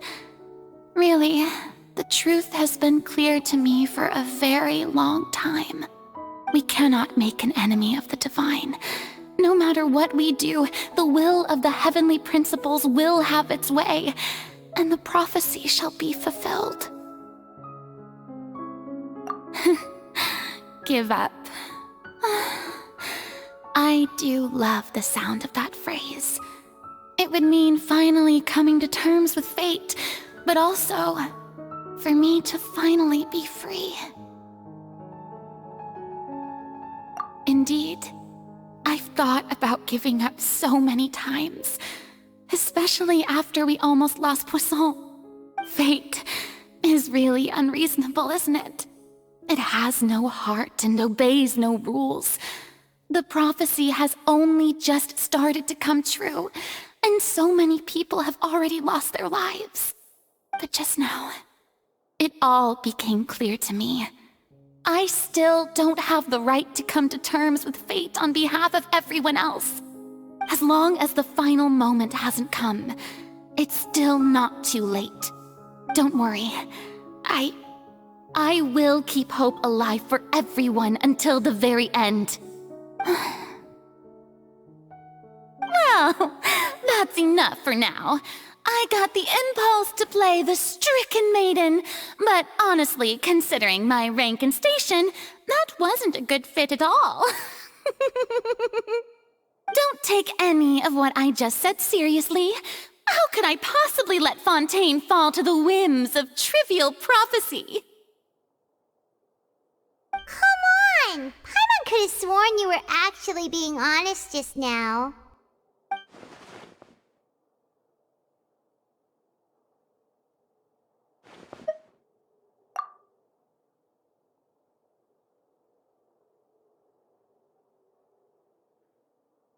Share my burden. That's impossible. It was fated right from the start that this would be my duty alone.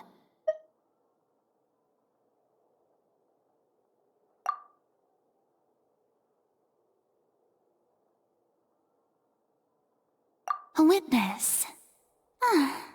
Yes, I've heard that you came to Tevat from beyond the stars, yes. In other words, you never belonged here. And if Tevat is, in its entirety, a show on a stage, then you're just a spectator, aren't you? If that's the case...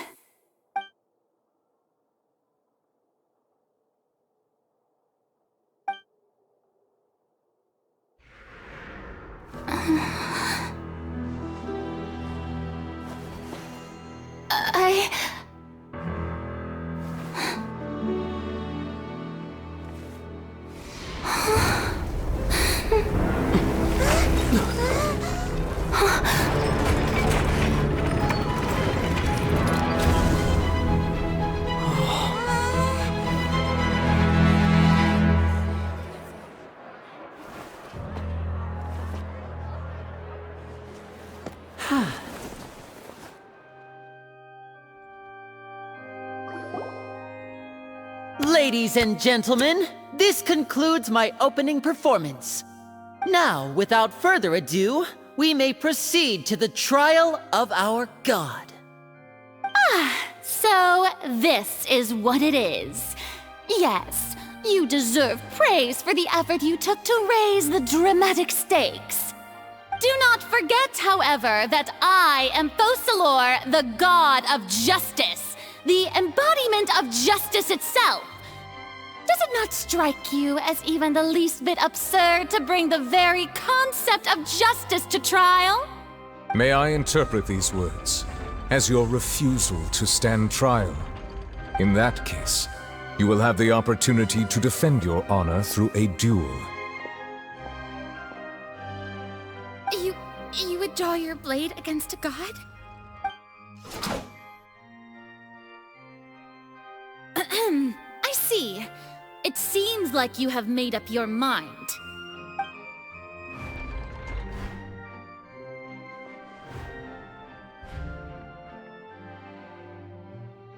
Paimon can't believe it. She just surrendered. What the heck is going on? Did I just see an Archon surrender to a human? Wow, how utterly humiliating. Lady Farina, what is the meaning of this? It would seem that there has been a misunderstanding. To be clear, the raising of both hands is not always an indication of surrender. Looking for excuses again, huh? I raised my hands just now to indicate my acceptance of the trial. No duel shall be necessary. I will admit that I've been running away for a long time. I'm sorry, everyone. I was unable to protect the people of Poisson. It is my duty to stand trial for my crimes. You are not the only ones to be disappointed in me. I, too, am exceedingly disappointed in myself. But now, it is time for the Archon to show you her courage and resolve. I, Farina, will use this trial to show the world the true meaning of justice! This time, I will protect you. Applaud and rejoice! One of the most outrageous and fantastical arcs known to the opera epiclese is now unfolding before your eyes. Mark my words, this shall be one of the most exhilarating and brilliant shows ever to grace the stage of Fontaine! The trial of the Archon, Focalor, will now begin! Woohoo! Oh, now we're making history! Why does it feel like Farina just took over the whole thing? Like, come on! Didn't she just get forced to stand trial for her crimes? Also, even though she's still acting super dramatic, she is taking this seriously this time, right? All right, then. Who will be my opponent in this trial? The court asks the prosecutor to please take the stand. Is that so? Very well. Then please speak, witness of Tivat, my accuser and fated opponent.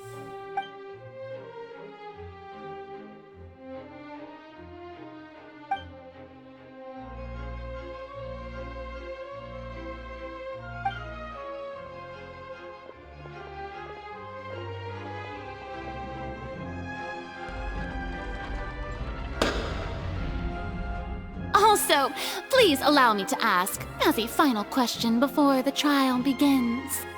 Just how much work did you do to force me onto this stage? Well, we did do a lot of prep after the meeting that day.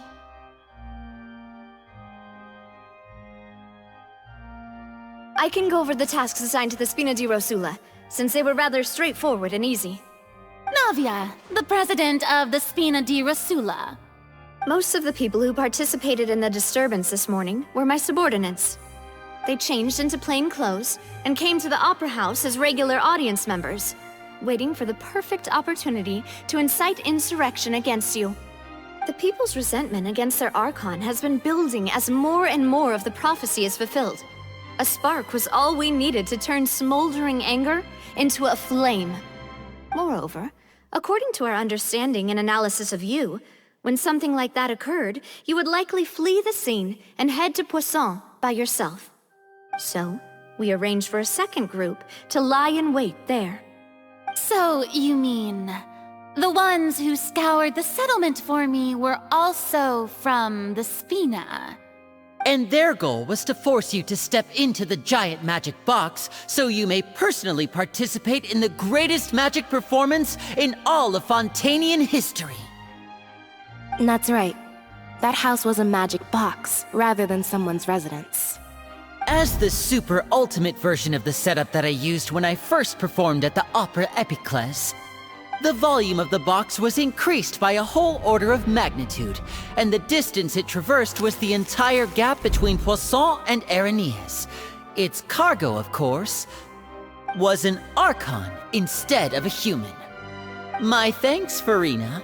Without your help, we could never have pulled off such an extraordinary performance. You're welcome? Of course, this performance was only made possible with Father's support. The House of the Hearth spent a massive amount of labor in Mora to pull this off. We had to select a location, construct the giant magic box, dig a tunnel, and open up a path through the water. It was a lot of work for all of us. So, in other words, The earthquake that we felt within the giant magic box was just a normal tremor from the transportation of the whole house? That's right. It wasn't a sign of another disaster to come.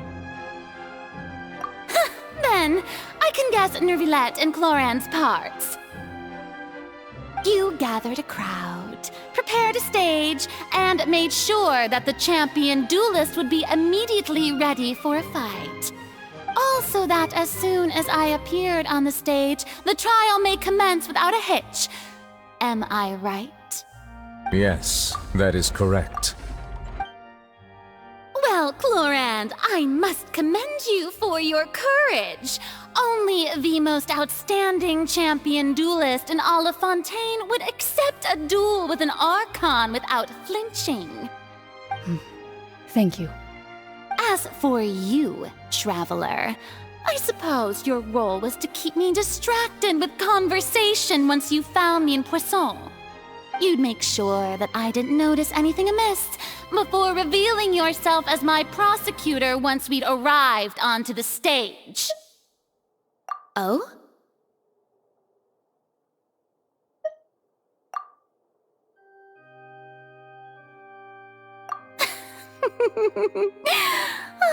Is that so? Then I suppose I must have missed my final chance. It's fine. It matters not. What's done is done. The stage is already set, so there's no reason to disappoint the audience. Let's see this trial through to the very end.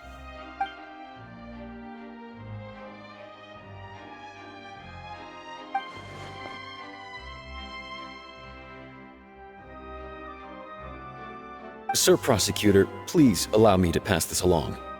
This is a document that Miss Charlotte applied for and received permission to share with you during the trial. According to her, it should speed up the proceedings. Huh? Charlotte wanted to give us something? Oh, so she's here too! Hey, Charlotte! Oh, let Paimon see. Isn't this the exclusive interview that she did with us before? So she's already finished it, huh? Wait, then that means this document is a perfect timeline of everything that's happened ever since we stepped foot in Fontaine! So in other words, we can refer to this anthology of evidence every time we want to use something from our journey as evidence for an argument! Let's quickly confirm the information in it. Just think of it as a refresher, alright?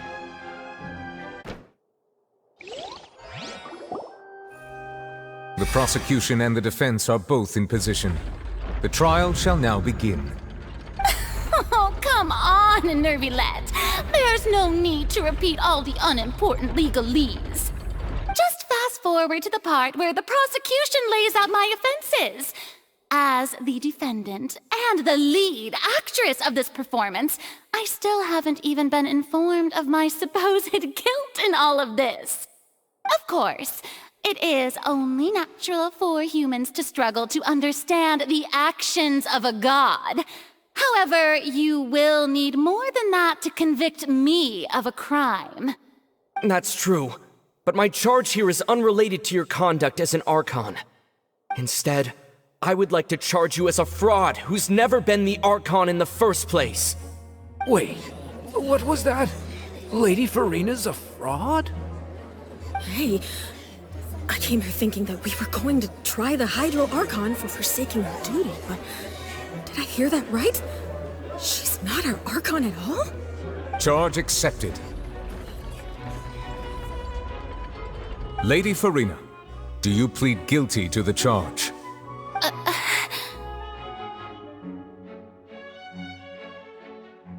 Lady Farina. I plead not guilty. How can I be guilty? There is no way that I, Focalor, otherwise known as Farina de Fontaine, a member of the Seven and the Regina of all waters, kindreds, peoples, and laws of Fontaine, could be anything other than your true Archon.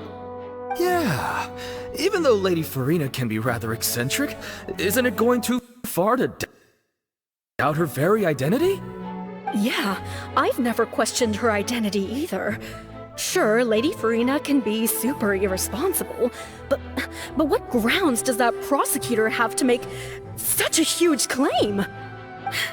I have cause to believe that common sense will prevail in this case.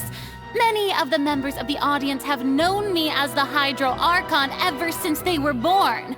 There would be no fooling their memory. See? Even the Oratrice has decided to show me its favor. Are you sure you want to commit to a charge that will never be upheld? If you wish to drop the case, I can promise you as the God of Justice that you will not have to face trial for making a false accusation. We will treat everything that's happened as a dramatic spectacle and move on with our lives. What do you say to that? Huh. An argument with near impossible odds, huh? We have to not only refute Farina's claims, but also overturn the long-held beliefs of the people. Well, I tried to give you the chance to surrender. If you must persist, then let me ask. If you believe I'm not the Archon, then what manner of being do you think I am? And if I was not the Archon, then how did I manage to live for over 500 years?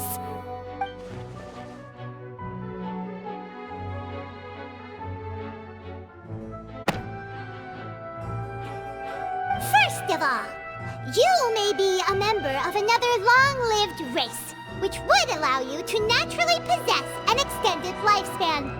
And second of all, even if that wasn't the case, there could be other ways to extend your life. Who gave you that idea? Was it the knave? You'd sink so low as to use a harbinger's words against me. A curse? I once thought it possible that the aura of an Archon might naturally resemble a type of curse. But in light of this claim, perhaps what I sensed was not your divinity, but a curse after all. You sensed it too, huh, Neuvillette? Lady Farina is actually a human? Well, it is true that it's extremely difficult to tell humans and gods apart just by looking at them. It's not impossible.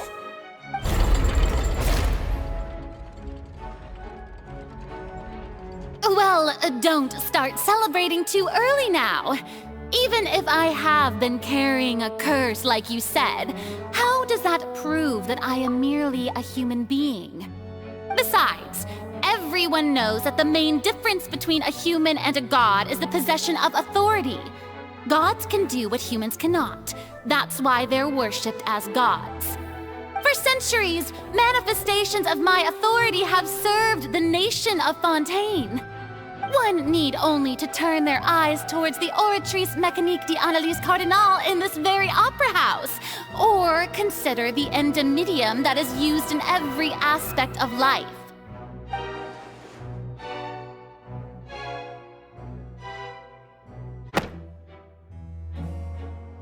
You tried to reference the Oratrice, but weren't you as confused as all the rest of us when the Oratrice declared Childe to be guilty without any proof? Otherwise, you should have come up with a good explanation for that by now. Didn't I make myself clear at the time? The decisions of the gods are naturally difficult for humans to comprehend. There is no need to provide an explanation. Lady Farina, I believe a reminder of your current circumstances is in order. While the court is in session, the principles of justice and the law must come before all else. While you are an Archon, you are also first and foremost the defendant in this trial. You will prove yourself unable to defend against the prosecution's charges if you continue to withhold vital information against the rules of the court. I never thought you'd use that kind of rhetoric against me. That was no trick of rhetoric, Lady Farina. I've merely reiterated the rules of the court. Rules that all should respect and follow. So, you neither knew why Childe was declared guilty, nor did you understand the structure and operations of the Oratrice. Instead of having been created by you, the manifestations of authority you mentioned have been made by the real Hydro Archon, haven't they? The real Hydro Archon? Well, now you're really losing me. It is true that I did not know why the Oratrice gave out a guilty verdict that day. But the Oratrice handed out that verdict unilaterally, and it has been operating independently ever since it was first created. You can't argue that just because a divine creation is flawed, that the god behind it must also be no god at all. She's still throwing out all kinds of excuses. Seems like she's confident that we won't be able to produce proof that she has no power over the Oratrice. My power as an Archon. There are many ordinary citizens in the audience. How can I just carelessly demonstrate the formidable power of an Archon? If that poses a concern, I'm prepared to extend my protection to the audience. You don't need to go that far.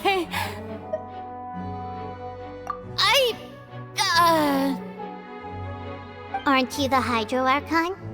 Or is it that you can't even wield the power of Hydro, much less the authority of a god? Indemnitium! Yes! It's all because of Indemnitium!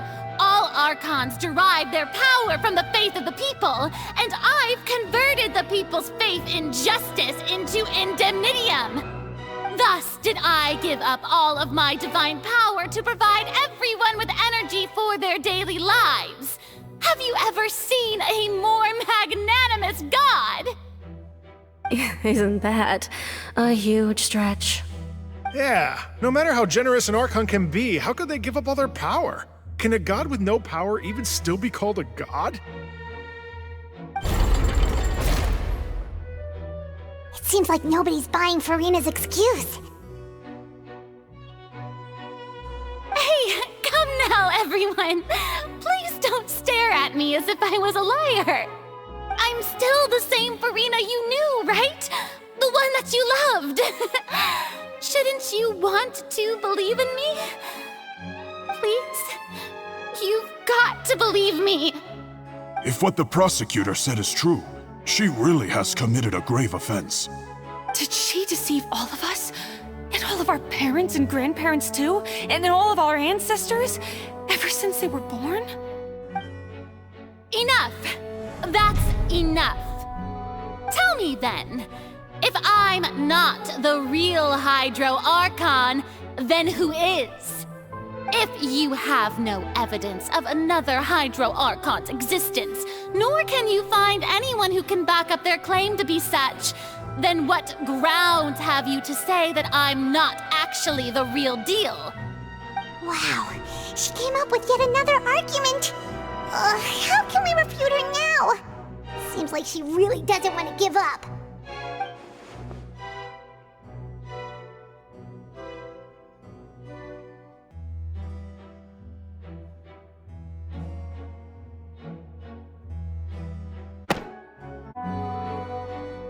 It has been established that all Fontainians can dissolve in water from the Primordial Sea.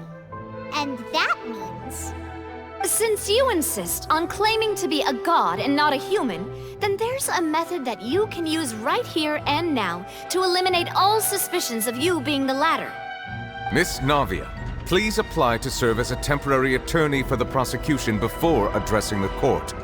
Though you act in partnership with the prosecutor, you must still adhere to proper procedure. Super sorry, Monsieur Chief Justice. I swear this really will be the last time that I'll speak out of turn. Now, I've brought some seawater from Poisson. As everyone knows, a massive flood struck the area not long ago, taking many lives, including those of some of my closest friends. So, Miss Furina, would you dare to touch some of this seawater? If we are to believe that you are indeed the real Hydro Archon, touching this seawater would have no effect on you. All it should do is strengthen your case. But if you don't dare to touch it, then we would have basically proved the reverse. Oh, and I must remind you that after the disaster at Poisson, Nobody wants to see any more people dissolve. I do hope you'll act prudently and choose the simpler path of admitting guilt. Navia from the Spina di Rosula. The Spina has governed Poisson for many years. I guess her suggestion is valid. If Lady Farina is indeed just a human, she's probably Fontainian like all the rest of us. Would she really dare to try?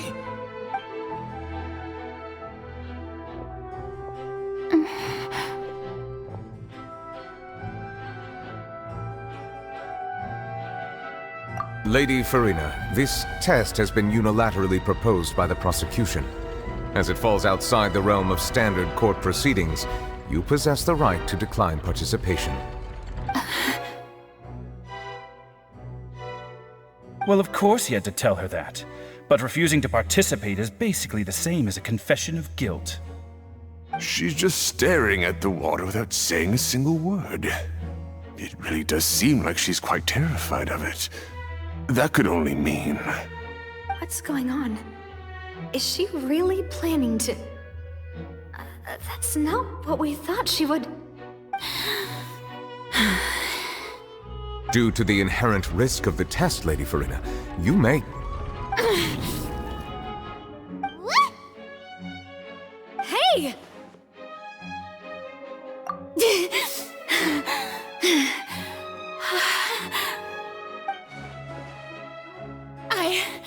I'm fine! Look at me, everyone! My hand is still here! I haven't been dissolved! Will you believe me now? I really am your Archon! I'm nothing like a normal human who would fall apart as soon as they touch this water! Really? Was this not the most obvious thing in the world? Miss Siegewin? If you're present, Miss Siegewin, please come forward and attend to the defendant. Siegewin? Don't be nervous. It'll just take a few seconds. Let me see. That should be enough. Please announce the results of your evaluation to the court, Miss Siegewin. As everyone doubtlessly saw, Miss Farina was displaying symptoms of hyperventilation and flushed skin.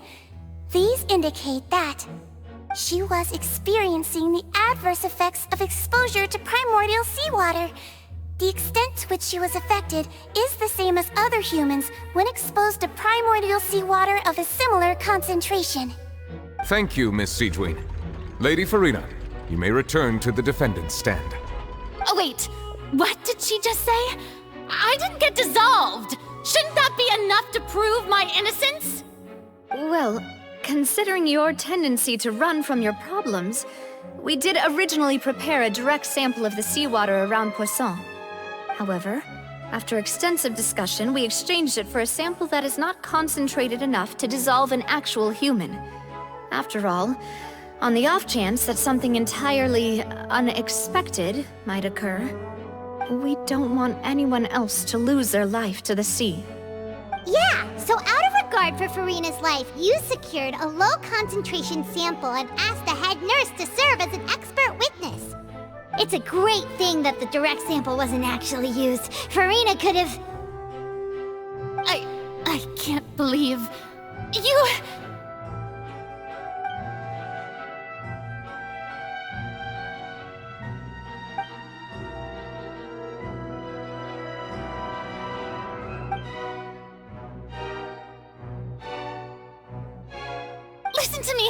Listen to me, everyone!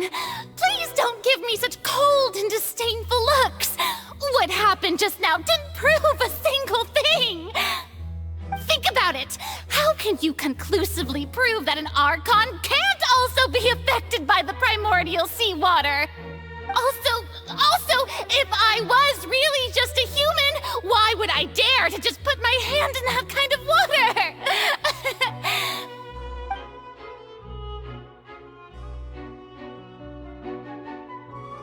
Please, everyone, anyone, just listen to me!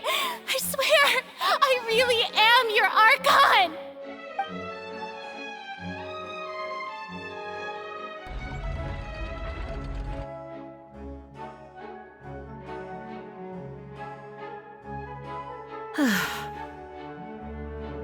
I don't think anything she says at this point will sway anyone. The odds are just too stacked against her now. With all the things that have been said, Paimon doesn't think there's any way left for Furina to win. I believe the time for arguments and presentation of evidence has come to an end. If there are no objections, we will move on to the final judgment.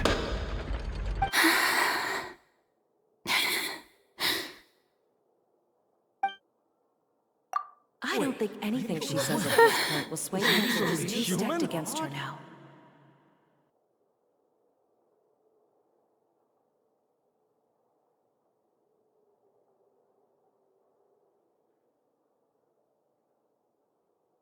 In my capacity as Chief Justice, I shall now render judgment on Furina's misrepresentation of herself as the Archon of Fontaine. As a human who knowingly deceived her fellow citizens, Furina is guilty.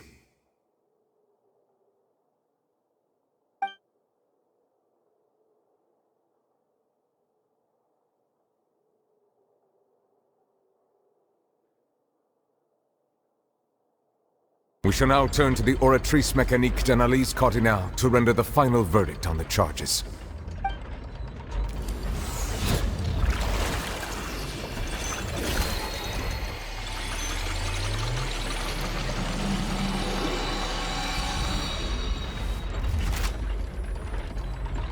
According to the judgment of the Oratrice Mécanique d'Analyse Cardinale, Furina is... Well, what's wrong? What's the Oratrice's verdict? No, the Oratrice also displays a guilty verdict. Isn't that correct then? However, the exact wording of the verdict is thus: the Hydro Archon, guilty, to be punished via the death sentence. The death sentence? That's actually one of the available sentences? I've always thought that it was just a myth. The one and only time the death sentence has been handed out at the court, and it's been given to the very person we've worshipped as the god of justice? What an unexpected twist. Furina's been sentenced to death by the Oratrice? We just wanted to use the trial to show her the seriousness of things so she'd tell us the truth. How did things escalate this quickly? This outcome is indeed quite strange. According to Fontaine's current definitions of justice, as well as its recommendations for criminal sentences, is this sentence really appropriate for the crimes that have been committed? Yeah! Even Fauché wasn't sentenced to death by the Oratrice. You know, the real evil mastermind behind the serial disappearances case.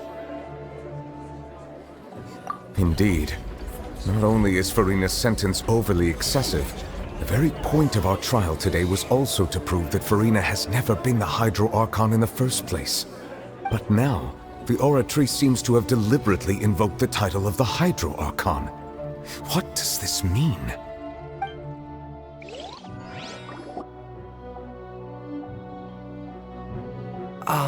Excuse me, if I may interrupt. Is the trial still going? Fremine! You finally made it. I assume this means you've completed your mission? Mm-hmm. Any mission Father assigns to me will always be top priority.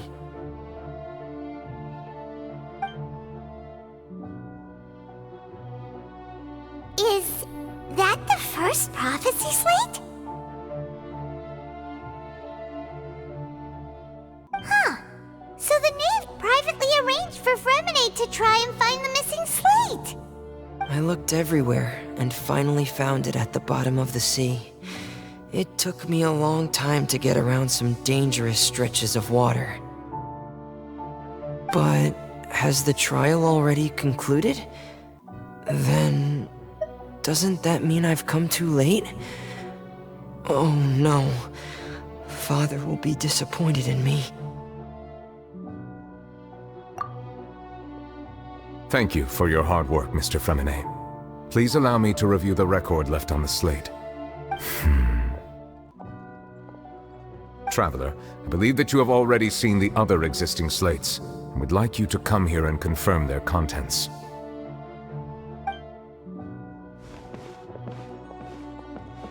Huh? So what do you see? What is it?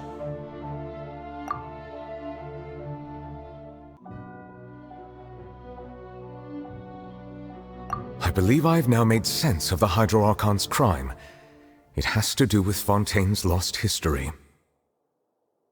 Huh? Isn't the Hydro Archon just guilty of deceiving her people? Oh, wait, no, that's Farina, and we've already proven that she's not the Hydro Archon. So when you say Hydro Archon, do you mean the real Hydro Archon we've been kinda talking about? In truth, everything that you've encountered in Fontaine up until this point can be traced back to the contents of these stone slates. However, I'm uncertain as to how much sense they currently make to you. Okay, let's try to recall the contents of the other 3 stone slates. Paimon will do her best to help you remember.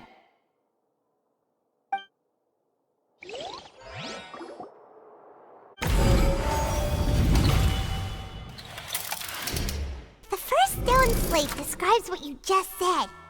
It seems to show the previous Hydro Archon using her divine power, and then the Oceanids turn into humans. Does that mean that Fontainians are transformed Oceanids? Oh, Paimon wasn't expecting that. But if Oceanids can turn into humans, then perhaps this process can be reversed as well. The second stone slate shows Celestia floating in the sky, and the Hydro Archon and her people worshipping it together. But the heavens still brought judgment down upon them. This must be the point when the Hydro Archon and the Fontainians were branded with their original sin. Does this mean that the original sin and the Hydro Archon sin are the same thing? The third slate shows the Hydro Archon sinking into the sea surrounded by many people. That reminds Paimon, didn't we also watch that happen to someone else? Well, the fourth slate is the prophecy the Fontainians have been talking about. People dissolving into the sea, the Hydro Archon crying on her throne, and so on. We didn't believe that such a crazy disaster could happen at first, did we? But after that incident, it was just a question of when and not if.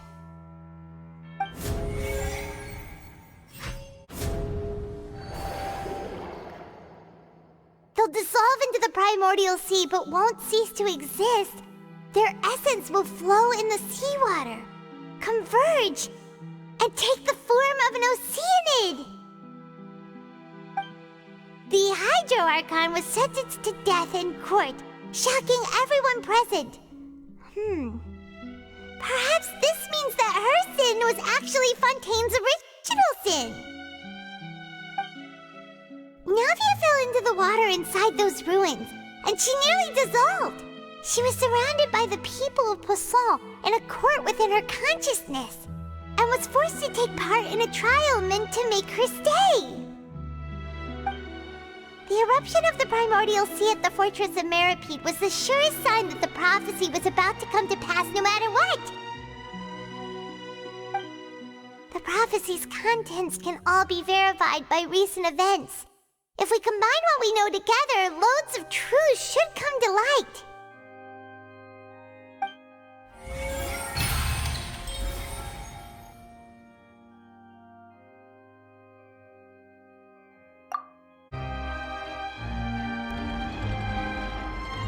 Huh? Oh, Paimon gets it now! So that's how you can make sense of it. But then it feels like we're going to have to share some truly shocking revelations. Let's hear them. Incredible. Linny, did you hear that? We're not real humans. All Fontainians were originally created by the late previous Hydro Archon, with Oceanids as their basis. The evidence for that can be found in how only Fontainians could dissolve in primordial seawater, and and how all the girls Vacher dissolved were also turned into Oceanids. Oh, and according to Navia, when she was about to get dissolved, she also saw everyone gathered around for a trial. All of them in the shape of Oceanids. Indeed. Yeah, and it follows from the content of the first slate that she probably angered Celestia by creating humans without prior permission. That could also explain why the Oratrice judged the Hydro Archon to be guilty. It's to account for that ancient sin. The Hydro Archon's true sin was creating us? And yet, after many hundreds of years, the Hydro Archon's creations have turned around to try to judge the Archon within the Opera Epiclese. The twists of history are often the most unexpected of all. Yeah, isn't the image here just like when Navia fell into the sea? So wouldn't it be trying to show the image of the Hydro Archon also falling into the sea once the prophecy has been fulfilled in the fourth slate? In the end, the people will all be dissolved into the waters, and only the Hydro Archon will remain weeping on her throne. Only then will the sins of the people of Fontaine be washed away. Did Paimon get all that right? You've made some keen deductions. I must say, given how much you still don't know, it is impressive that you've already managed to connect so many pieces of the truth. However, while you were able to decode all the information on the slates, they've also been etched with an additional layer of hidden information using a different power source. When we were at the ruins, I tried to decipher the hidden information recorded in the slates. But since we only had 3 slates at the time, I was unable to come to a full conclusion. Now that the slate collection is complete, I shall make another attempt to decipher the narrative recorded within. If everything goes well, we should finally be informed of the unadulterated truth.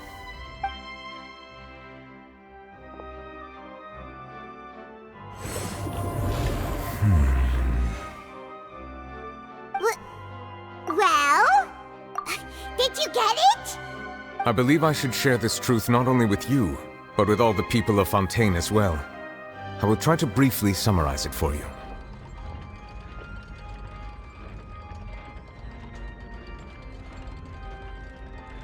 Your hypotheses regarding the origin of Fontainians and the sin of the Hydro Archon were both correct. In the Fontaine of old, the previous Hydro Archon sensed the yearning of her Oceanid familiars for life on land.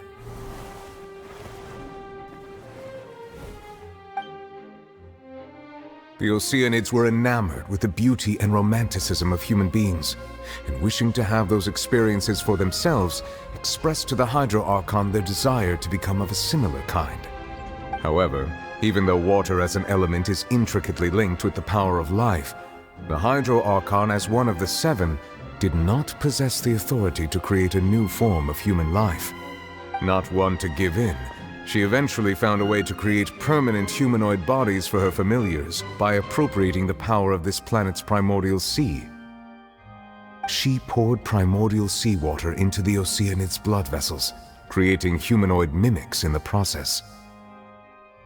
But if Fontainians were to ever come into direct contact with water from the Primordial Sea, the power within their bodies would escape these artificial restraints and return to the sea. As a result, their forms would collapse, and they would be reverted to their original forms as Oceanids. Of course, the Hydro Archon never received permission from the heavenly principles to create a new human race. And thus, the Hydro Archon and all of her creations came to shoulder the original sin of appropriating the power of the Primordial Sea. That is the true history of how the people of Fontaine first came into being. So we were all Oceanids before we turned into human beings? That's way too much information for me. I think I'm just going to pretend that I never heard a single thing. Wait, but if that's the truth, we can't let the Hydro Archon be sentenced to death. After all, her only sin was creating us. This really might be too much information for your regular Fontainian, but it does answer a lot of our questions. Alas, your hypothesis regarding the third and fourth stone slates was inaccurate. The slates' respective positions are, in fact, correct. A key point of the visual on the third slate is how all the individuals depicted in the water are humans rather than oceanids.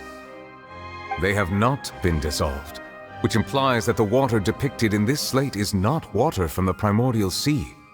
The nation of Fontaine is the nation of Hydro, as well as the nation of trials and justice. Instead of being the literal element, the water in the scene symbolizes judgment and justice. You may also recall Navia's experience. When she fell into the sea, her consciousness was surrounded by that of many others who intended to hold a trial to determine her fate.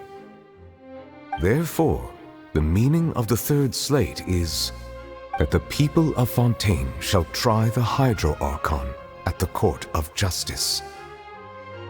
Yes, it refers to our present situation.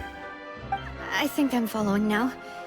So, what you're saying is, even though we decided to put on this trial to avoid fulfilling the prophecy, in truth, everything we've done has happened exactly as the prophecy foretold.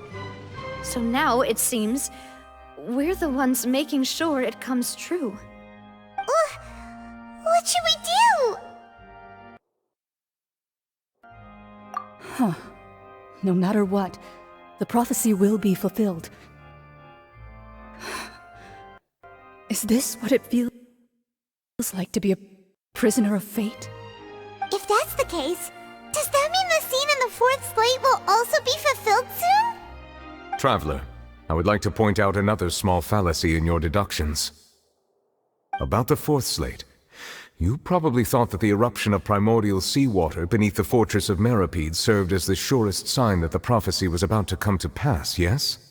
However, I believe that rather than being a sure sign, that eruption could in fact only be a small warning of something far worse to come. As for the root cause of the catastrophe, I believe you've already encountered it once before.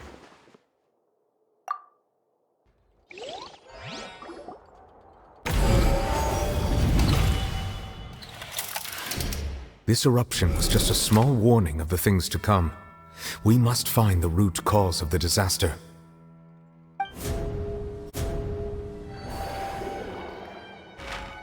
If we're talking about a true culprit, that could only be that thing inside the Primordial Sea, right? The truth, the original sin, the trial, and the root cause of the disaster.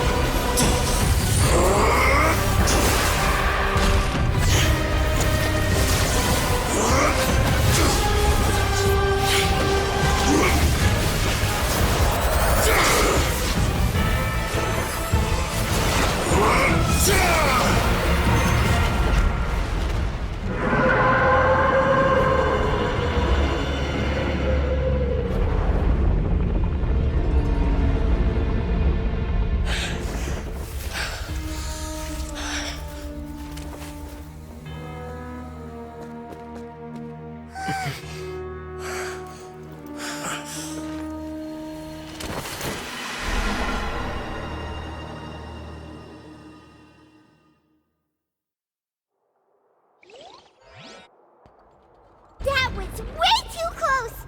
How did that thing just burst into the Opera House? Wait, was that the huge whale you saw in your dream?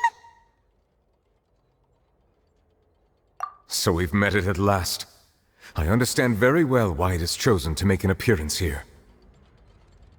That whale does not belong to Teyvat. It is a monster that has traversed the stars, weeping all the while. It has been greedily consuming the energy from the planet's Primordial Sea, using it to grow. That is the main cause for the rising sea levels. And once it has finished consuming all of the energy contained within the sea, its next step will be... You said that when the Hydro Archon first created Fontainians out of Oceanids, she filled their blood vessels with primordial seawater. Precisely. That whale finds the blood of Fontainians nigh impossible to resist. Therefore, when it left the Primordial Sea, it decided to make its next stop a packed opera house full of food. Food in the form of Fontainians. We just barely managed to push it back, right? In that case, won't it come back to target the people again once it's managed to recover its strength? That is correct.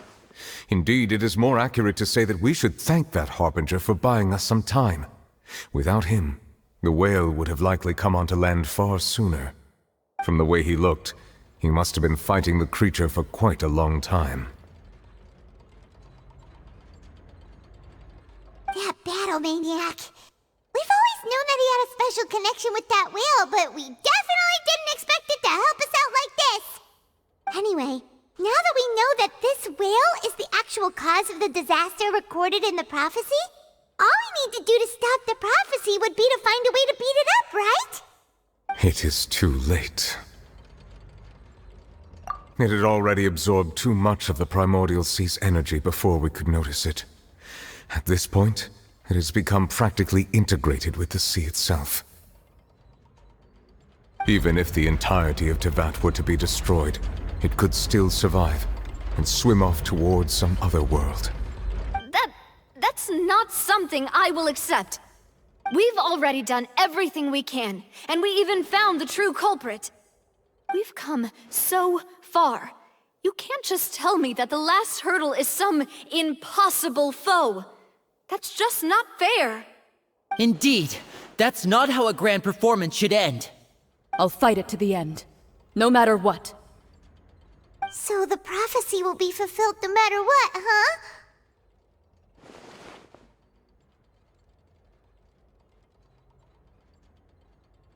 The prophecy. Yes, what has been prophesied will be fulfilled. You may view such things as the history of the future.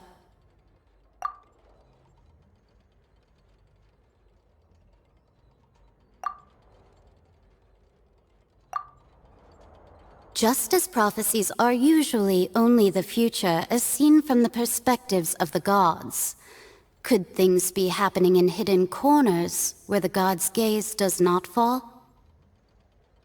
Ultimately, fate shall serve as your only guide, no matter what will happen in Teyvat's future.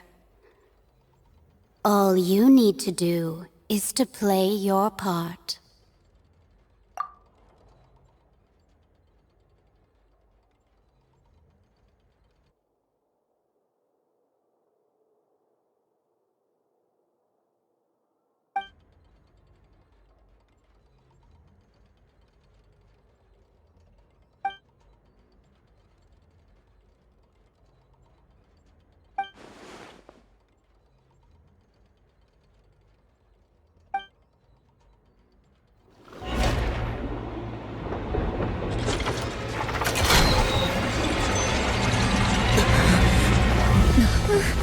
What's happening with the oratories?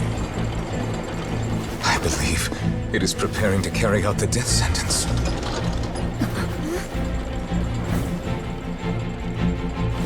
Farina!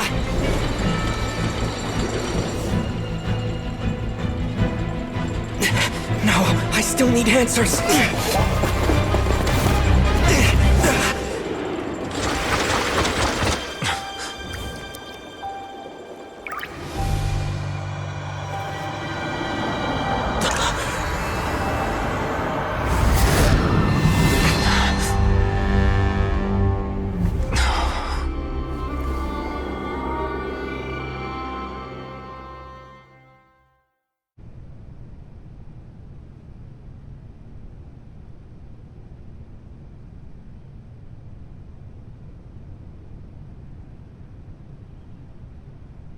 You...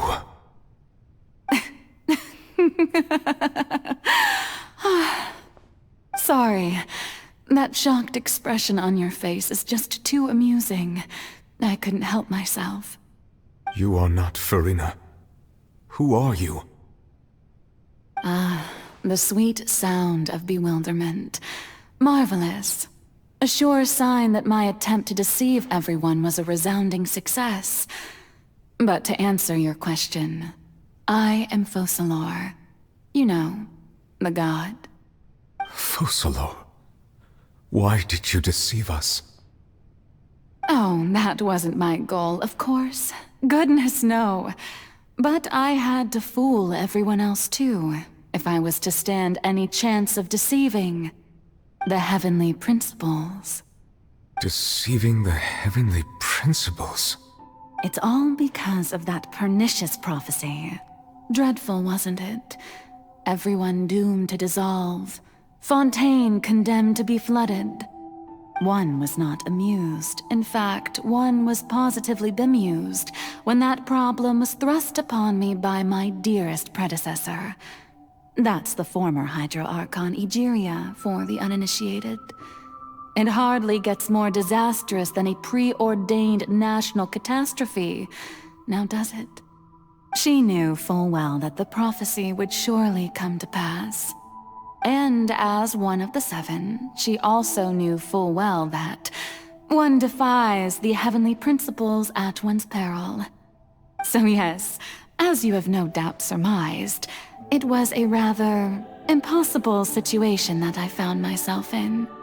I spent a terribly long time mulling it over, alone on the ocean floor.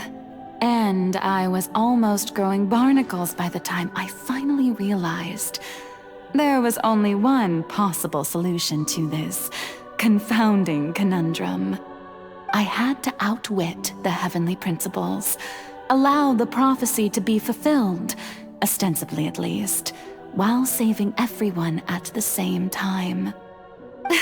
I'm a genius, I know. I can only assume that's why Egeria chose me as her successor. Although, looking back now, it was hardly the inheritance one dreams of. Between the task of saving the nation, the quotidian duties of the Hydro Archon, and not to mention the original sin of creating a new race of humans, I dare say she left me quite a colossal mess to clean up. But one can only play the hand one is dealt. I did not choose this, any more than I chose to be one of her Oceanid familiars. So you were also once one of the Oceanids, transformed into a human by Egeria's hand? Yes, I was. I always dreamed of becoming human.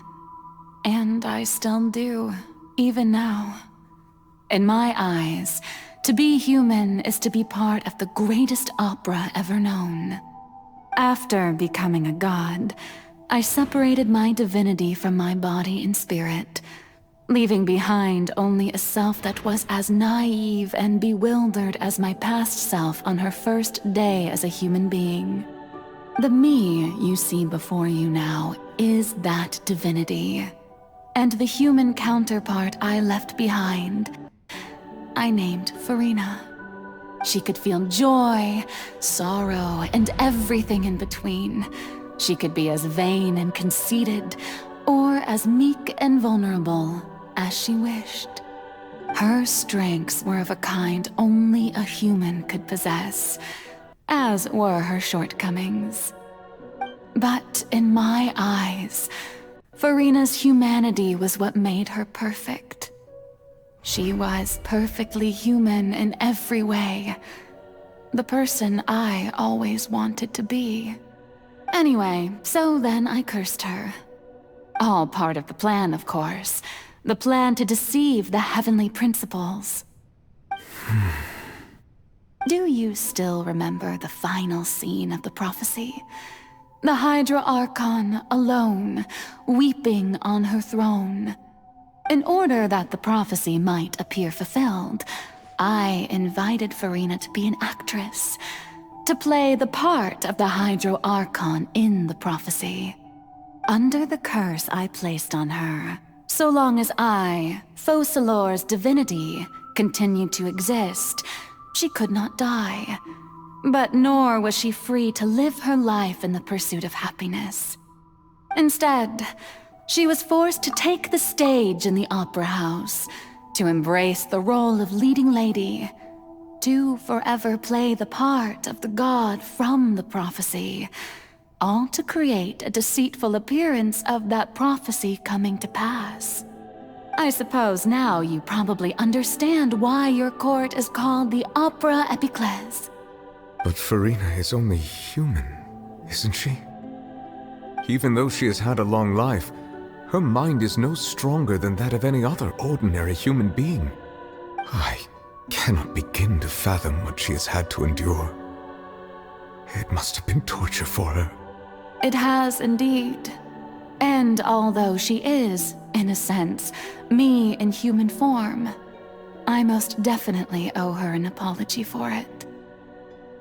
It's been 500 years, and all along, she's been playing her part in the most unimaginably long, unbearably lonely, and agonizingly painful opera of all time.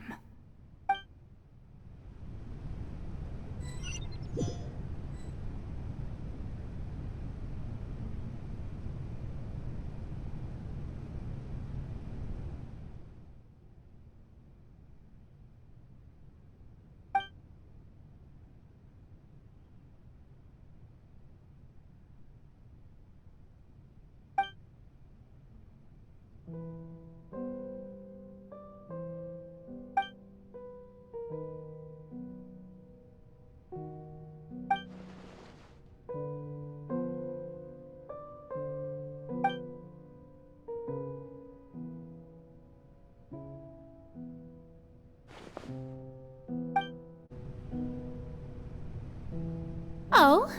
Who permitted you to come onto the stage?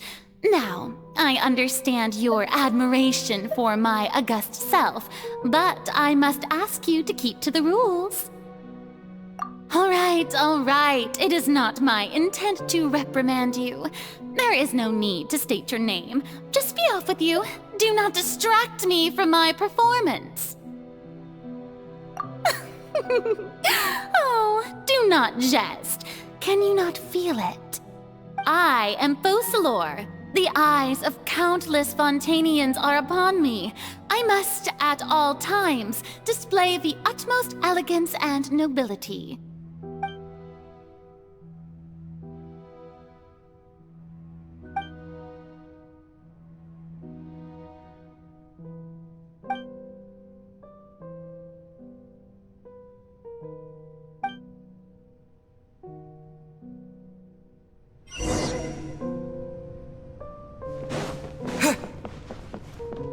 Dear audience, the performance is experiencing a technical difficulty, but worry not. The guards shall resolve it soon enough.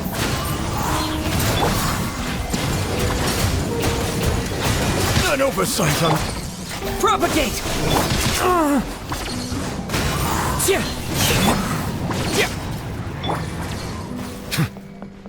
Hey, what gives?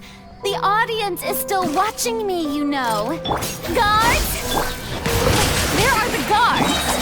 Guards!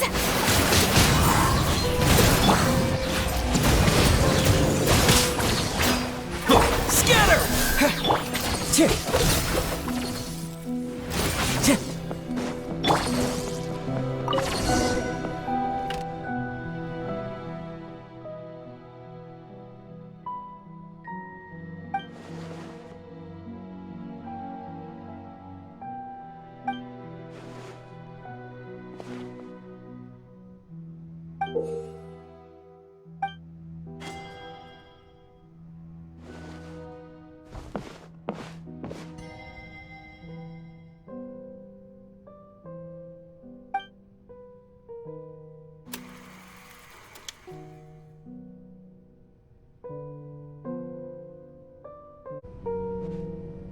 Farina, Farina.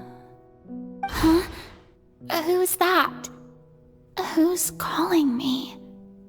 Where are you? Be not nervous. Be not afraid. I am before you. Wait a moment. You're near me? How can this be?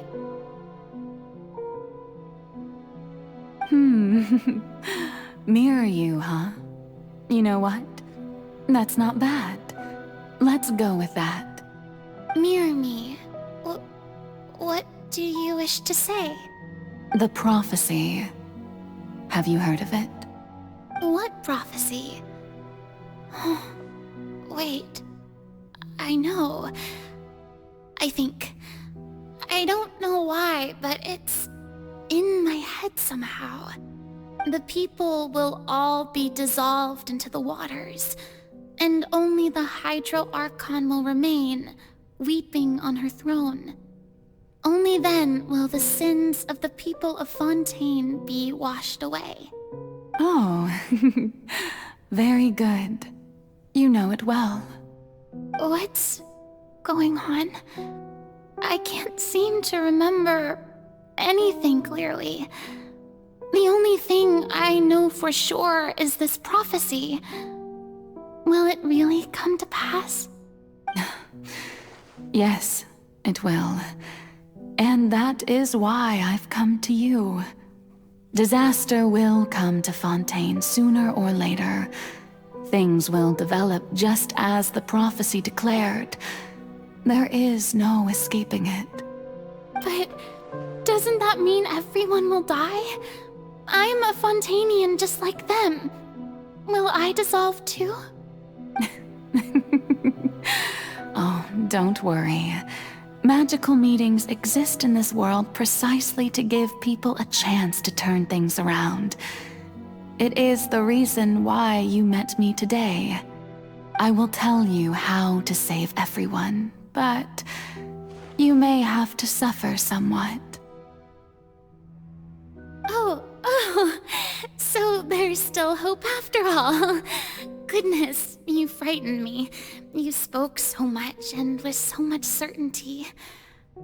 As for the suffering, well, I will admit that the first thing that came to mind was, why do I have to be the one to suffer? But if the prophecy will come true, I'll also die anyway, right? So if I've already met you as my magical meeting in this world, if there were scales, with all the people of Fontaine on one side, and my pain on the other, is it not obvious where the scales should tilt? You truly are the perfect human, my ideal. I suppose this would also be the justice that belongs to you. Huh? Don't worry, it's nothing. Listen well. Fontaine has just lost its Hydro Archon. I need you to play a role. That of the new Archon. Play as a god? That's right. You must begin a never-ending masquerade. You must never let anyone suspect your identity.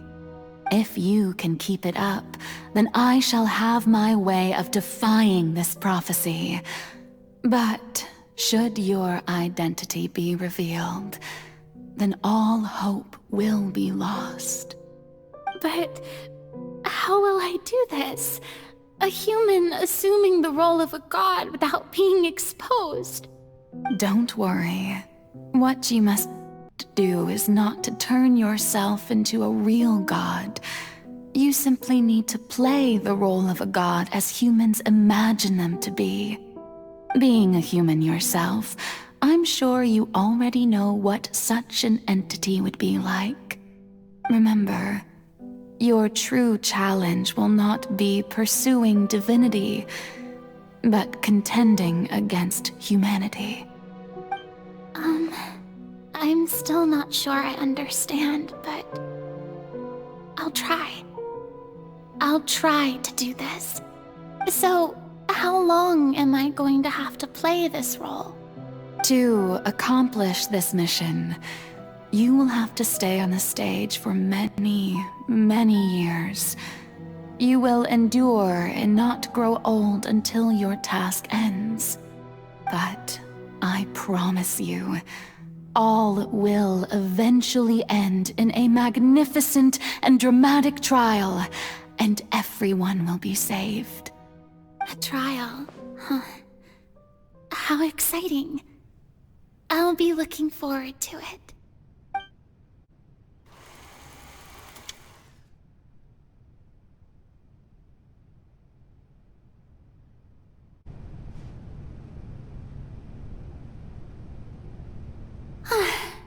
The Maison Cardinalise has announced my accession, but this is my first time facing the people. What should I say to most appear like a god? To be honest, I still don't know. Perhaps I should first try to act natural. Ladies and gentlemen, good evening, and welcome to the Opera Epiclese. I'm sure you've all heard about how I have taken on the role of Hydro Archon. Indeed, I am Verena de Fontaine, your new Archon. In truth, I know little about becoming a nation's new god, but it will be my honor to guide you all. As the god Focalor, the god of justice, I shall do all within my power to lead you into an age of fairness and justice. Once again, thank you all for coming. If you should have any questions or suggestions, please send them to the Maison Cardinalise. The future of Fontaine will require us to work together, after all. This should do it. I thought I might stammer, but thankfully, I was able to convey my thoughts just fine. Okay, and next. That's the new Hydro Archon. Is this some kind of joke by the Maison? I would have thought that a being that surpasses humanity would be a bit more assertive. Hey, did you hear that? She even told us to send her suggestions there at the end. Shouldn't gods be all-powerful? She's being so modest. What's the difference between her and an ordinary person, then? If you ask me, perhaps the succession didn't actually happen. She might just be a Maison-back puppet. Wait, what's going on? Why is everyone suspecting me of being a fake? Oh, this is bad.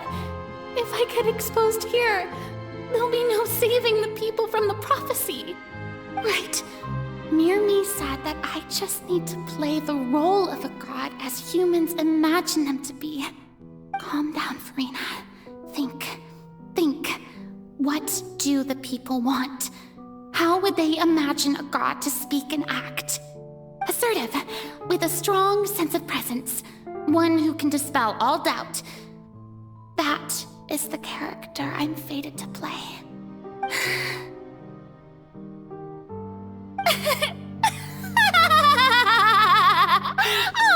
Oh, very good, my people. Only ones such as you are deserving of my rule. Now, I was wondering if some weak puppet were to one day come onto the stage and claim ownership of this opera house, would the children of Fontaine follow them? Well, it seems that you would all see right through them. Having passed my test, you are qualified to witness wondrous trials alongside my august self, here in this opera house. You may consider my previous act a door gift of sorts. I thought it was a debut that suited the atmosphere. Now then, let us be reintroduced. Ah, so that was just a performance. How could I have forgotten that we were inside an opera house? Her personality. It's quite shocking, to be honest, but I suppose it's a better look than before. Such a fascinating and bold deity. How wonderful! Our future may yet be bright after all. It seems I've turned them around. Best follow this flow and restart my accession speech. My dear people, whether you acknowledge me or not, whether you trust me or nay, I say to you, keep faith in your ardor for justice. We have heard it said that this nation's sins can no longer be washed away.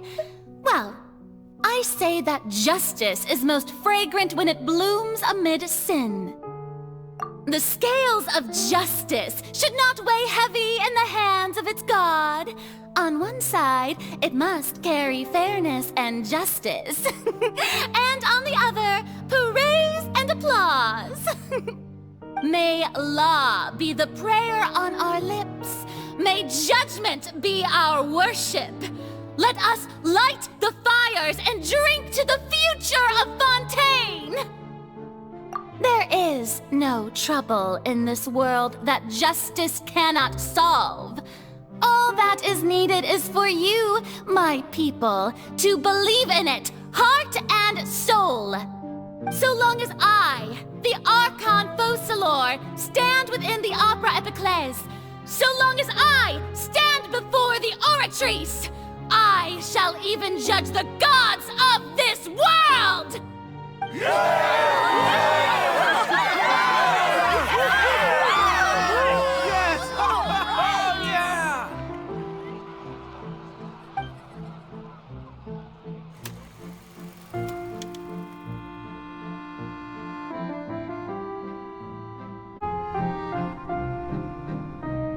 Lady Farina, here are today's case reports, as well as a summary of the follow-up for your perusal.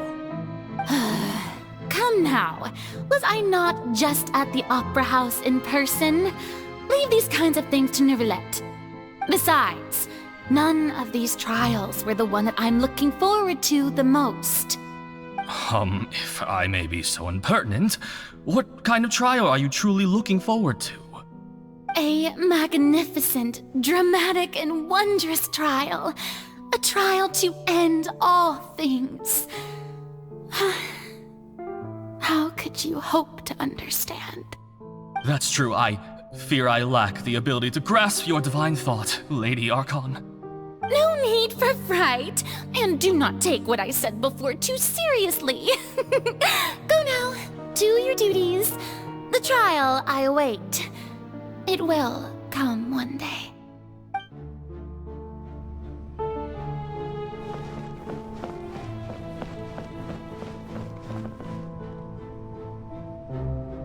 Lady Farina, I don't know what to say.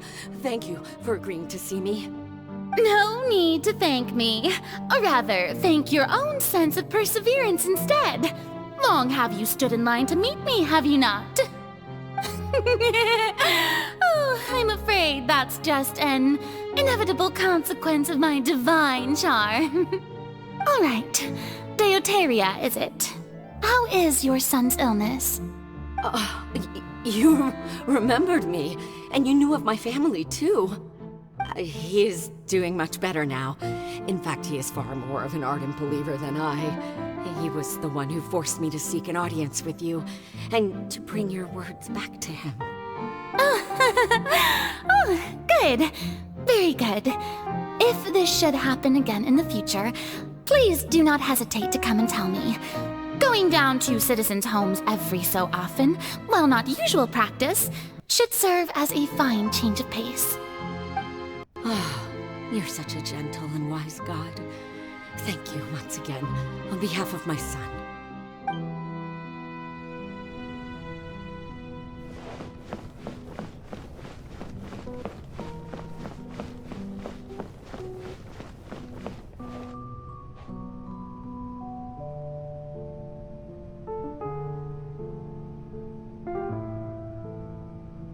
Lady Farina, here are the latest hydrological reports.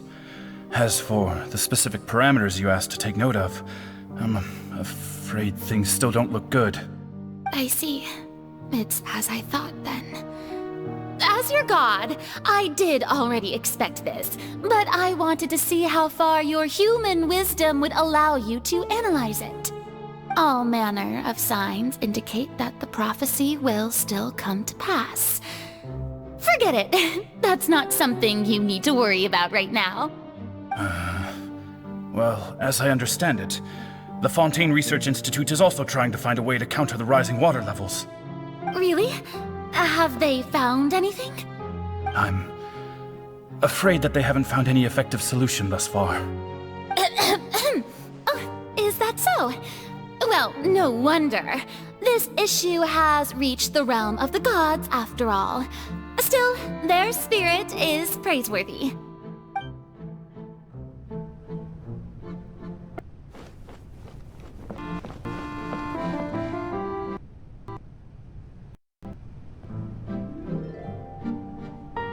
The day is finally over. I haven't had a moment to breathe this whole time. But it's good to see that everything's getting on track. There are no longer any voices of suspicion. Maybe this is fine. I just need to keep going, and everyone will be saved.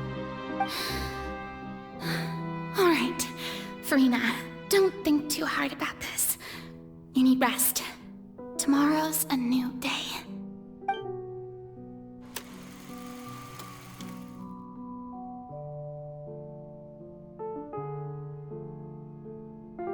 Lady Farina, here are the new trial reports for the latest cases, as well as a summary of the follow-up. There'll be no need for that. I've seen them already. There's no need to go back over scenes I've witnessed in person before. Lady Farina, I've waited so long for this chance to see you in this manner. Indeed, my dear, loyal citizen. This joyous moment is an honor for us both. Lady Farina, we're detecting significant hydrological anomalies near Poisson. Understood. Keep monitoring. Keep me informed should anything come up at the Institute.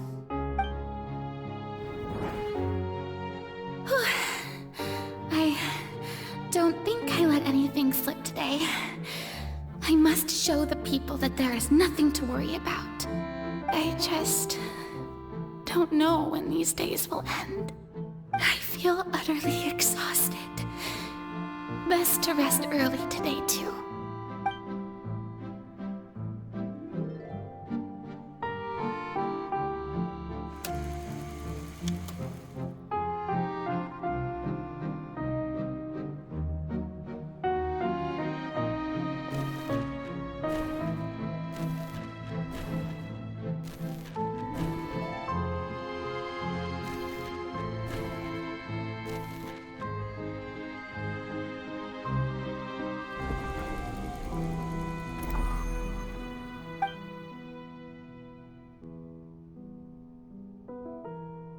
Lady Farina, it's like a dream being able to speak with you up close like this. I've heard that the first member of our family who was honored to receive an audience with you was Madame Dioteria, almost 20 generations ago. And what a fine family yours is indeed. It brings me great joy to meet such a faithful believer, a descendant of a line most ardent. Surely you exaggerate, Lady Farina. My lady? What is it, good citizen? Oh, are you crying? Oh, really now? I didn't even notice. This must be the overflow of hydro from my person. Well, can't quite help being the god whose dominion is the waters, can I? No wonder. No wonder. A manifestation of your power, then. Oh, Archon, I am honored to have witnessed it. Honored indeed.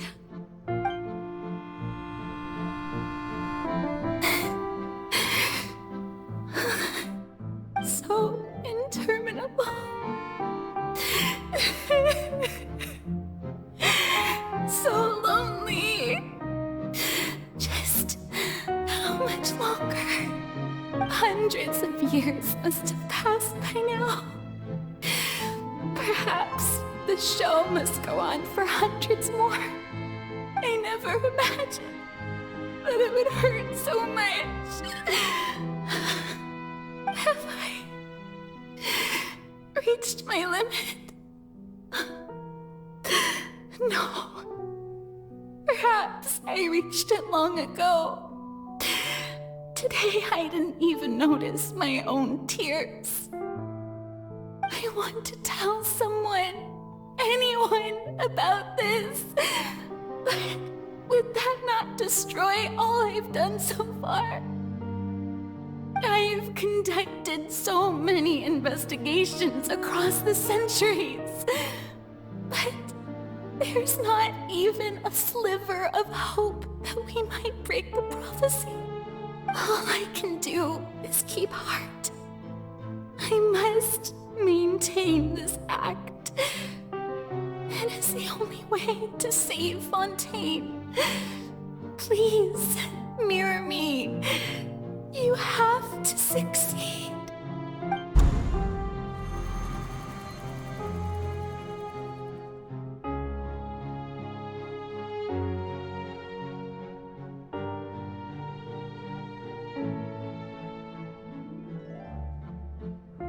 Farina, you don't have to shoulder this burden alone. Although I don't know what you might be keeping from everyone, your people are more than willing to share your burden with you.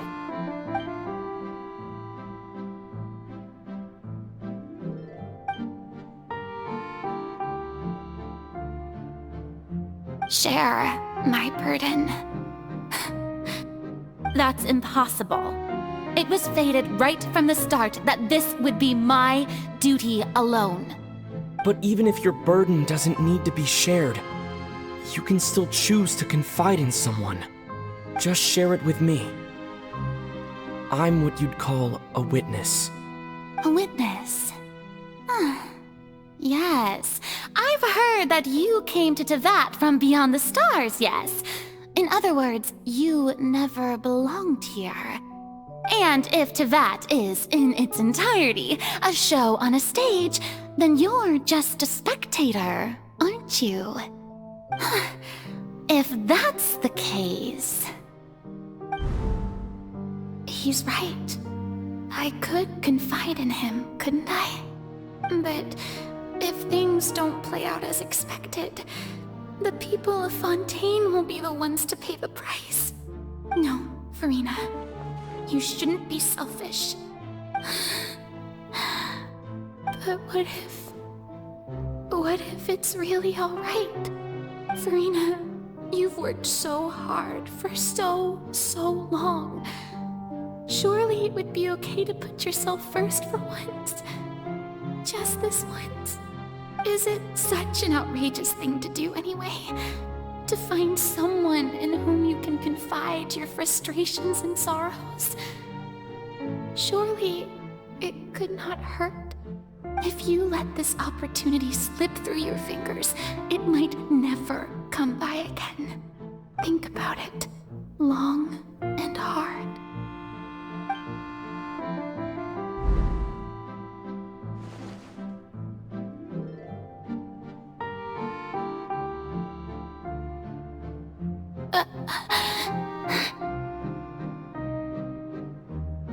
No, I have nothing to say.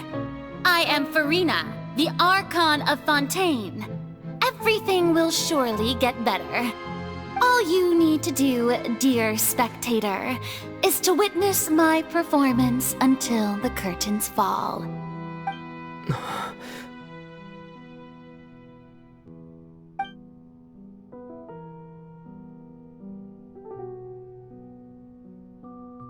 Fine.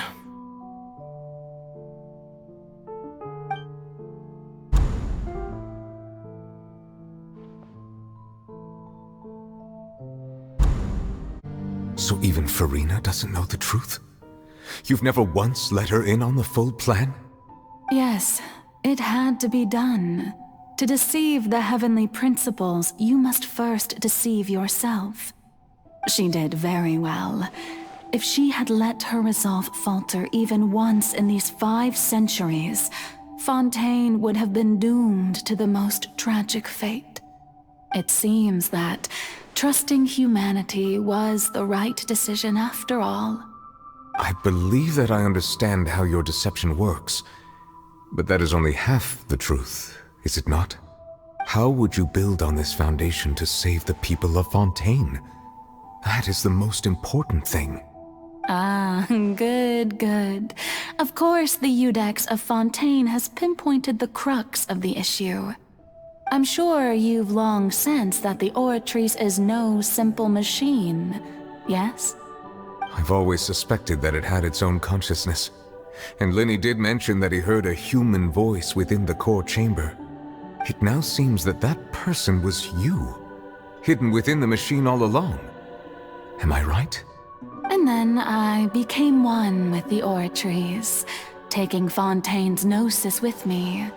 Yes, it would seem so, wouldn't it? Alas, your understanding of this device still lacks sufficient depth. In truth, it is no enactor of justice. It is, in fact, a device created to kill the god of justice. I beg your pardon? Oh, you have it. And to be more precise, not only will the Oratrice take down the god of justice, it will also take down the divine throne upon which she has been placed. I mean, did you think I would be the sort to enjoy peaceful repose while Farina suffered? My work over these last 500 years has been to constantly accumulate indemnitium within the Oratrice. But really, some have already discovered that only a small fraction of the energy generated by the device was ever used to provide power to Fontaine. The vast majority had to be, accumulated to enact this death sentence. It was all a part of your plan, then? Both the trial and the sentence? Indeed. This power, accrued over 5 centuries, could have sustained Fontainians for millennia had it only been used for that purpose. Almost all of it has now been stored within the Oratrice. But only power of this magnitude could hope to destroy the Hydro Archon's divine throne, shaking the rules established by Celestia, and breaking through the institution that is the Seven. So the Oratrice's call for death was for neither Farina nor Focalor, but for the Hydro Archon. The destruction of that divine throne. If I do not misunderstand your intent, you must be... returning what's rightfully yours to you, of course. In other words, this was all done to return the authority of the Hydro Archon to the Hydro Dragon of this planet.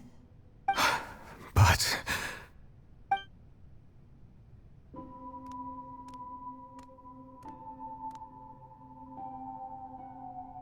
Oh, what? Getting sad again, are we? The authority of the ancient dragons shall soon be yours once more, O Hydro Dragon Sovereign. And this is the face you make. all you've done throughout the years is just so you can sacrifice yourself at the very end. I've never quite seen it that way, you know. Even now, I'm quite pleased at how well my deception worked.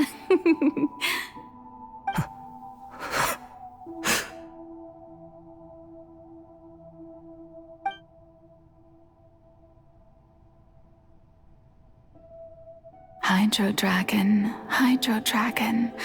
don't cry. I must say, had it been within my rights, I would have loved to judge the heavenly principles themselves. Were they not guilty of essentially the same crime? Egeria stole the power of the Primordial Sea, and the heavenly principles stole the power you ancient dragons possessed. I, for my part, am the god of justice. And is it not just that your original powers should be returned to you? Speaking of justice, I have always believed that justice lies in the process of pursuing human existence itself. So, if the theft of the Primordial Sea's might was Fontaine's original sin, then, leaving matters of procedural right and wrong aside, the descent of the Fontainians as humans and their right to exist in this world would be Fontaine's original justice. In other words, existence was Egeria's justice, and to me, justice is the continuation of that existence. Defying the prophecy and ensuring that Fontaine's people shall live on, that should be the justice enthroned over all others. At this point, we, whether it be myself or all other Fontainians, have shouldered the burden of this sin for far too long. Iudex Neuvillette, the highest judge in our land, when you regain your full power as an elemental sovereign, what verdict shall you pass upon us? So when I was invited to the court of Fontaine to serve as Iudex, I see now that that was your idea too. At last, I now understand the true purpose behind this position. In the beginning, I was uninterested in human existence.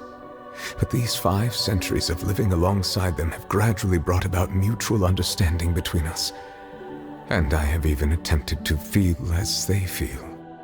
You are a devious one, Fussalor. Things being as they are, surely you know that I could never declare them to be guilty.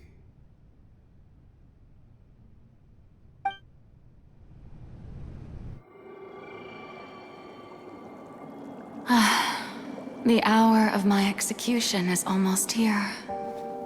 For the sinner, the curtain call has come. I know I may not sound it, but faced with death, I find myself a little afraid.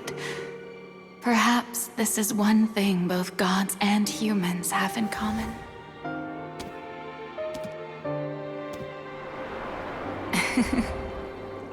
Farewell, Neuvillette. I hope you've enjoyed the part you played these 500 years.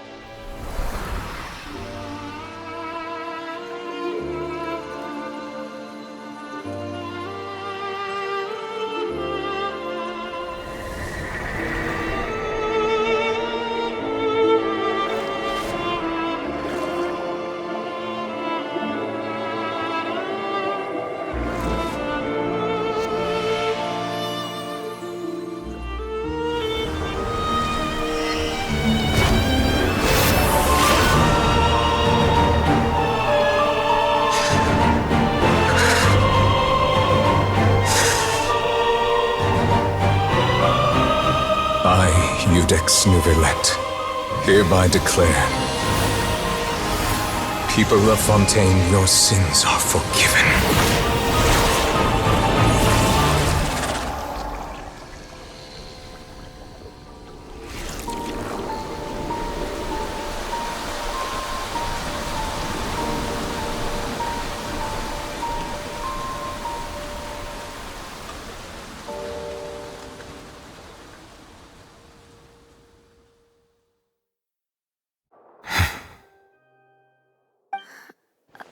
What just happened?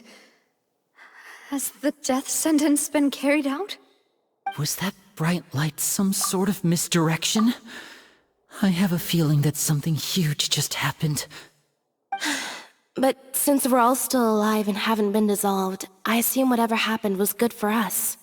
It's time to end this. We must mete out punishment to that beast. Didn't you say just a moment ago that it can't be defeated? I have gained the strength sufficient to deal with it. Through certain means, I now have the ability to separate the power of the Primordial Sea from that creature. We should seize the opportunity to pursue our quarry.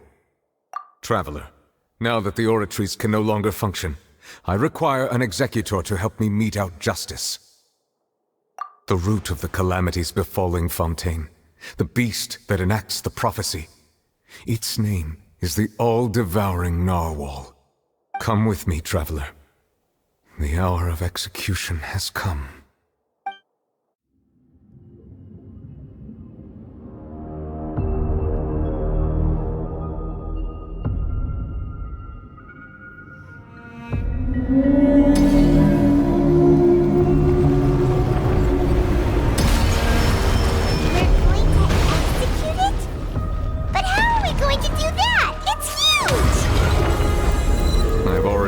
Best to separate the power from the secret way. Considering the size of the beast, I cannot reach the power source. Unless we can find a way to attack it from within. Shall share the plot of the ancient dragon's power. We shall look for an opening together. Bond is strong!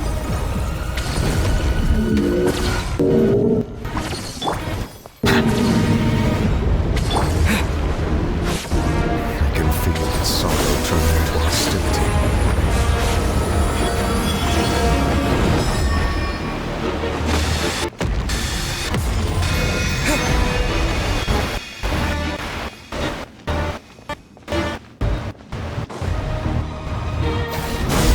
Bow your head. The all-devouring narwhal cannot resist its instinct to devour. Continue to trigger its hostility. A chance will present itself.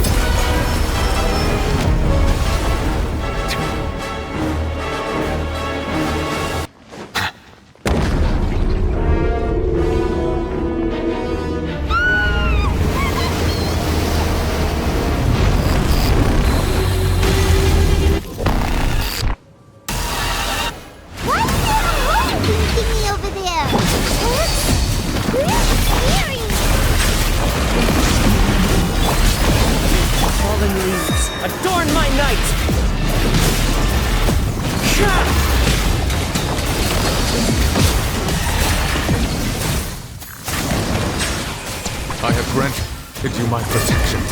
Do not fear. Seize the moment and use my power to suppress it from within.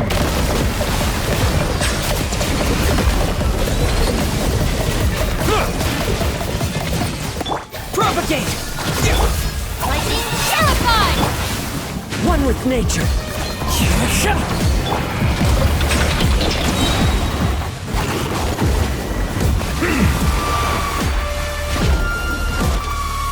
The tides beckon. Here! The bond is strong! Settle down!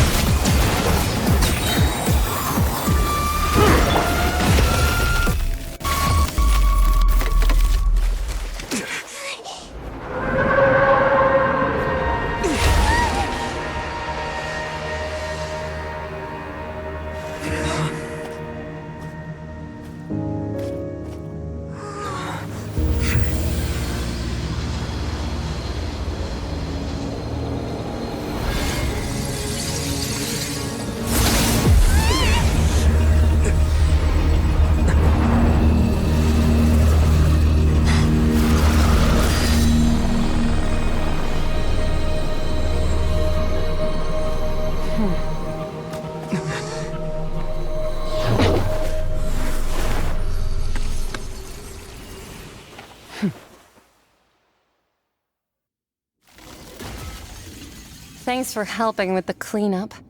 It should have been my job, but... oh well. It was just supposed to be a short private training session for me. I didn't think that my disciple and my master's pet would start brawling in the meantime. Well, actually, I had a feeling that it would happen at some point, but they bumped into one another earlier than I thought. What a blunder. I suppose I'll have to swing my sword 3 million times as penance. That power. Who are you exactly? Paimon has an idea. From what she said earlier, she must be Childe's master. Skirk, right? It's just that he gave us the impression that she was the less talkative person. I simply did not have anything to say to the weak. But you, on the other hand, managed to defeat the all-devouring narwhal without using power from beyond this world. So you may speak to me as equals. I have to agree. It's a strange use of a planet's primordial waters just to raise an all-devouring narwhal. That kind of power is wasted on it. It's not cooperative. It eats too much. And I have more important things to do with my time than pet sitting. The only thing that creature has going for it is its looks. All in all, it fails as a pet. Miss Skirk? I think you might have missed the point. The point being? Well, being that this pet almost destroyed an entire nation. So what sort of person is your master? Well, Childe's master's master. Wait, is that right? Oh, right. So you don't know him. Sorry, I assumed you did. His name is Sertologi. Huh? I am unfamiliar with that name. Huh. So Master isn't sufficiently famous. How should I describe him then? Have you heard of the name The Fowl? The Fowl? Still nothing? Well, how about the Visionary? Vetterfulnir then? Or Gold Rhine-Daughter? Ooh, that one we've heard! Rhine-Daughter's part of the Hexen Circle. She's Albedo's mom, right?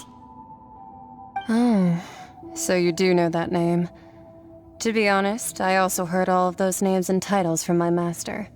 I don't actually know them either. But I suppose you understand now, yes? My master is likely a similar sort to Rhine-Daughter. They are both pursuing some form of perfection. Wait! Didn't you also mention a visionary person? Paimon didn't quite catch their name. Actually, never mind that. I believe it expedient to inform you that the all-devouring narwhal used up nearly all its strength fighting you. Such roiling hydro energies will prove difficult for the planet's deep seas to digest. As such, the Fontaine back on the surface has most likely been thrown into chaos. In other words, the prophecy that you've been fretting over should now be in full swing. What?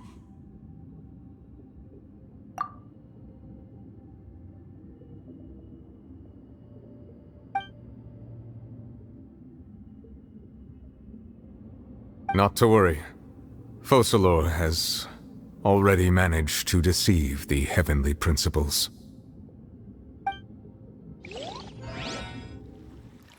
In the end, the people will all be dissolved into the waters, and only Farina will remain, weeping on her throne.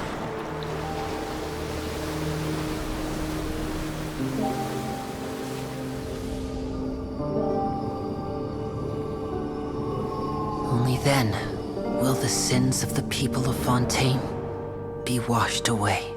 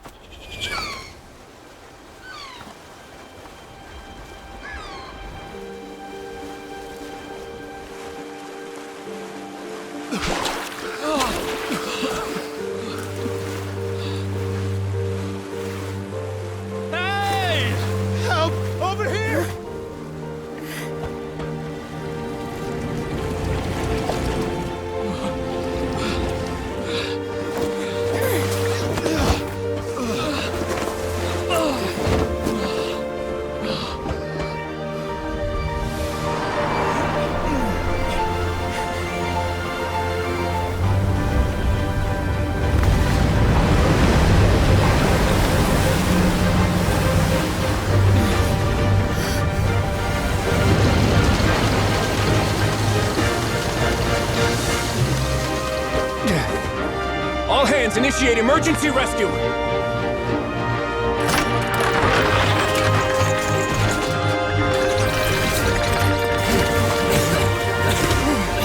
Hurry!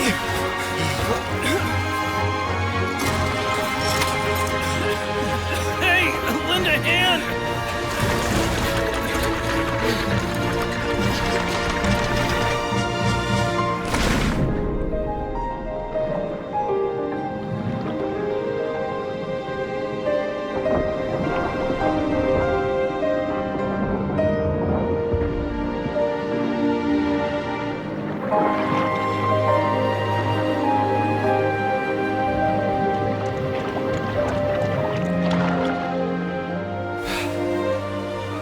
Look! The water's receding!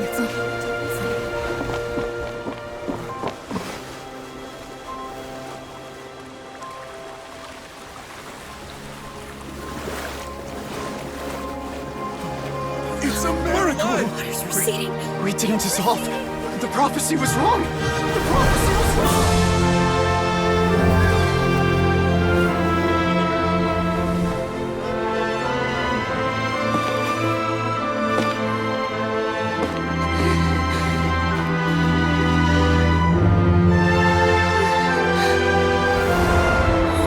Are you alright?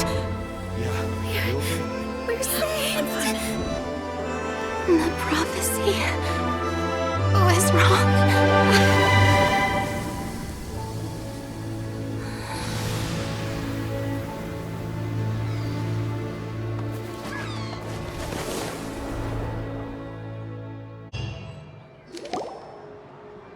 The soul renewed! The Spina di Rosula talks post-disaster rebuilding. I recently visited Poisson to meet with Miss Navia, spokesperson of the Spina di Rosula, and we spoke about Poisson's present and future. Old soil can still give birth to new bloom, Miss Navia stated. Hope is like seeing a small cookie when you're starving late at night. You just need a little of it. Skyship Winglet, boon or bane of the Fontaine Research Institute. The various disputes that have arisen on account of Mr. Edwin have suddenly become a shield over the Institute, with Jurier turning out to be a once overlooked hidden gem. People always call the first researcher mad, but few know what to call the second. And should that latter person achieve a miracle, they would find it all the harder to find a word with which to classify him and his team. Wow! Paimon barely recognizes the people in the reports. Are those really Jurier and Navia? They sound like real big shots. What do you think? Pretty enthralling, huh? The Steambird's idea was pretty simple. With the disaster just having passed, we would print a free edition packed to the margins with good news to calm people down. The value for these big scoops lies in their inevitable follow-ups. We'll publish further reports and go into the stories behind those people. Edwin's assistant, Jurier, created a true flying ship, while Navia is leading people in the reconstruction of their home. I'm sure that these stories could draw even your well-traveled eye. Paimon's curious too! Wait a minute. Didn't we watch everything happen from start to finish? What's there to be curious about? And that's exactly why I'd like you to come conduct interviews with me. You're the best incubators of news, if you haven't noticed. And also, with you around, I'm sure I'll get to see that Duke. Are you sure? Hasn't he turned you down several times already? Oh, this time will be different. Come on! Let's head to Poisson first, and then make a trip to the fortress. There are some things you'll only know when you get there. Navia!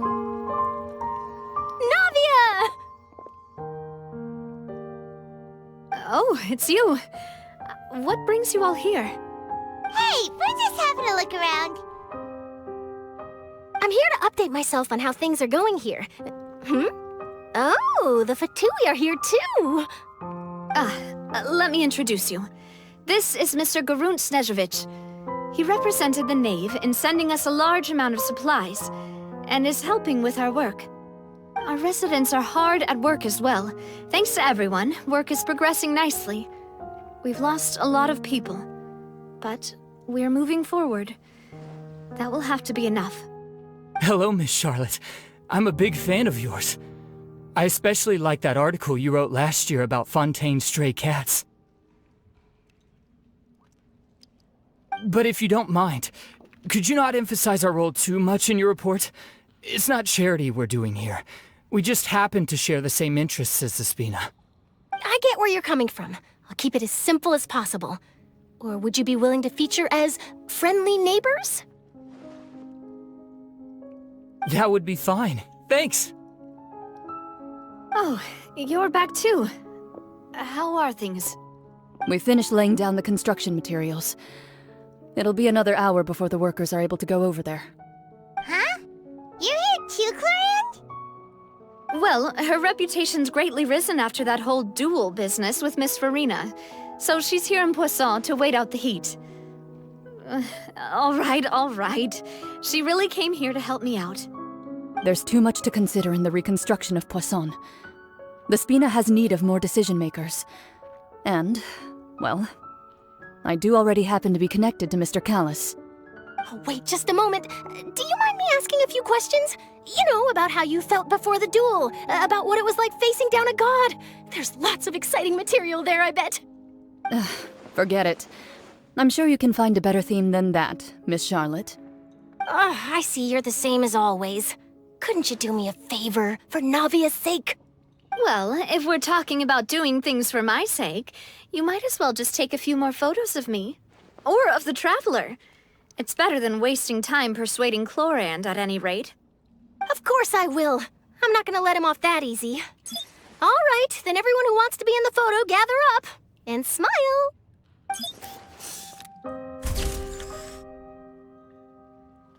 How did it go? Was it a good shot? Did Paimon look cute in it? Not bad. Your addition really helped the composition of the picture. All right, hang on a moment. Let me snap a few more shots.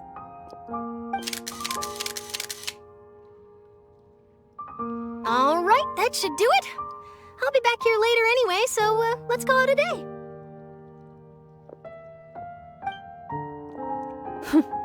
You're very quick. Speed is of the essence when it comes to the news, and freshness is the key. Also, not to brag, but I'm pretty good at building connections. Who knows? I might eventually get that interview with you after all, Miss Clorinde. Wow, you really do have that never say die spirit. I'm impressed. I'll hazard a guess that this is how you got that interview at the Fortress of Meripede. Whoa, you're well informed. Let me make a guess too.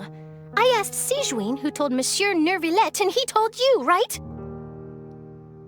That's a very complete information chain. In truth, all Monsieur Neuvillette asked me was, when did the fortress become so friendly towards the media? I told him that it was best not to speak too soon. There's no guarantee that Wriothesley will make a personal appearance. You're right. I've got to treasure every moment I have with them. In which case, I'll be making a move first. Stay safe now. And tell me if you hear anything interesting. I'll treat you to afternoon tea in exchange.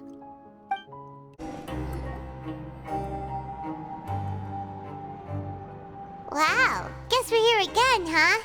There's a real nostalgic feeling to this place. Looks like you've been missing us. Duke! Did you come all the way to the entrance to greet us? Of course. I'm here to welcome you and our dear Miss Charlotte, whom our good head nurse recommended to me.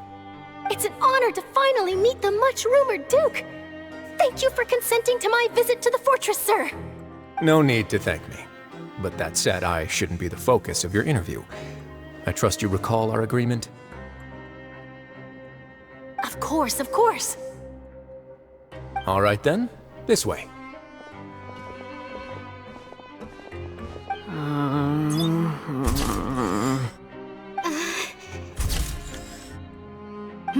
Hey, no need to be so nervous. I've already taken all the photos we need. Miss Charlotte, do these pictures really need to be published on the cover of the Steambird? It would seem that Miss Lorvine doesn't want her face to appear beside that of Mr. Jurier, Sir, please don't say things like that. But it looks like dear Mr. Jurier denies it. Might this interview be very important to you then? No, I just... This is my first time being interviewed, and I'm very thankful to the Steambird for... Now, I might not look it, but I actually did meet Mr. Edwin once. And I'll be honest, I enjoyed chatting with you more. You've definitely got more of that genius vibe going on. The boat that brought about a miracle, the ark that saved the people. Why, you recreated a myth back there, like an emissary of legend. Still, if I might ask, where's that flying ship now? Huh! Looks like Charlotte's trying to get herself another exclusive scoop. I have to apologize, but that ship is presently in the bowels of our factory. I'm afraid it won't be easy for you to get a shot of it. Really? Well then in that case, could I have an interview with you to make up for that loss?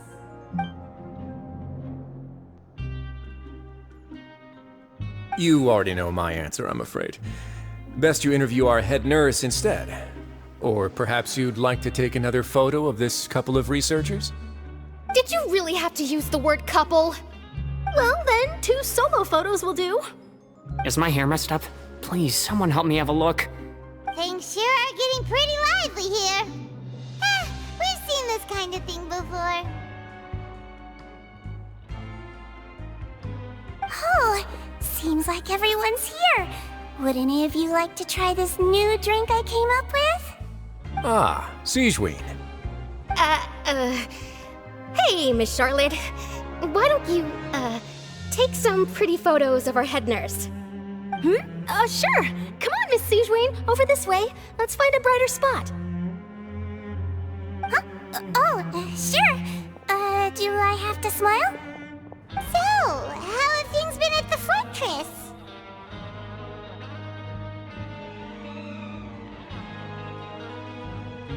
Same old, as you can see. Fontaine's undergone some changes, but this place is still more or less the same. Other than that flying ship, it got a tad too much attention, I think. That's why I decided to let the interview go through. We should direct more public opinions toward the behind-the-scenes heroes. Am I right, Mr. Jerrier? Miss Lurvine? You're too kind, sir. I believe that you too should have your day in the sun. Not that you would want that, which is a pity. I'll just leave the spotlight to you two.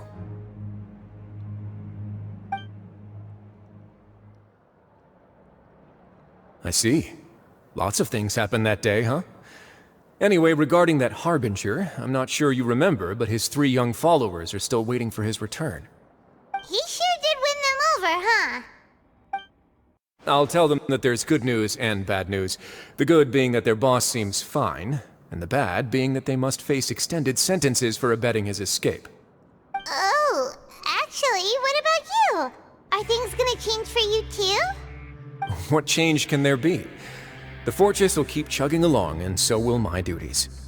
As to what Miss Furina's departure will mean for the nation, and if our laws and governance will be transformed, we'll leave those to the folks in the overworld. Hey everyone, the photo shoot's done. Good. In that case, let's call it a day here. Thanks for your cooperation. Come on, Traveler, let's go. Till next time, everyone. There'll be a next time? Maybe. Who knows? I might write a story about the underwater factory next time. Until then.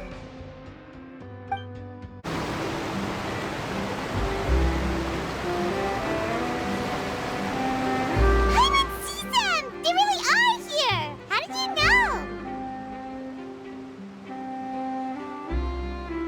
know? Navia mentioned that she stayed in touch with Linny and the others after working together. Apparently, they've been at the docks distributing these strange pockets the whole time since. Traveler, Paimon. Ah, and Miss Charlotte, too. Would you like a magic pocket? What sort of gadget is it? It's a wondrous bag that can be used to carry many things. The water level has returned to normal, but if you see any of your things floating around, you can use this to carry them. Or you could trick a friend into doing it for you. Trick a friend? I wonder which of my friends would fall for that.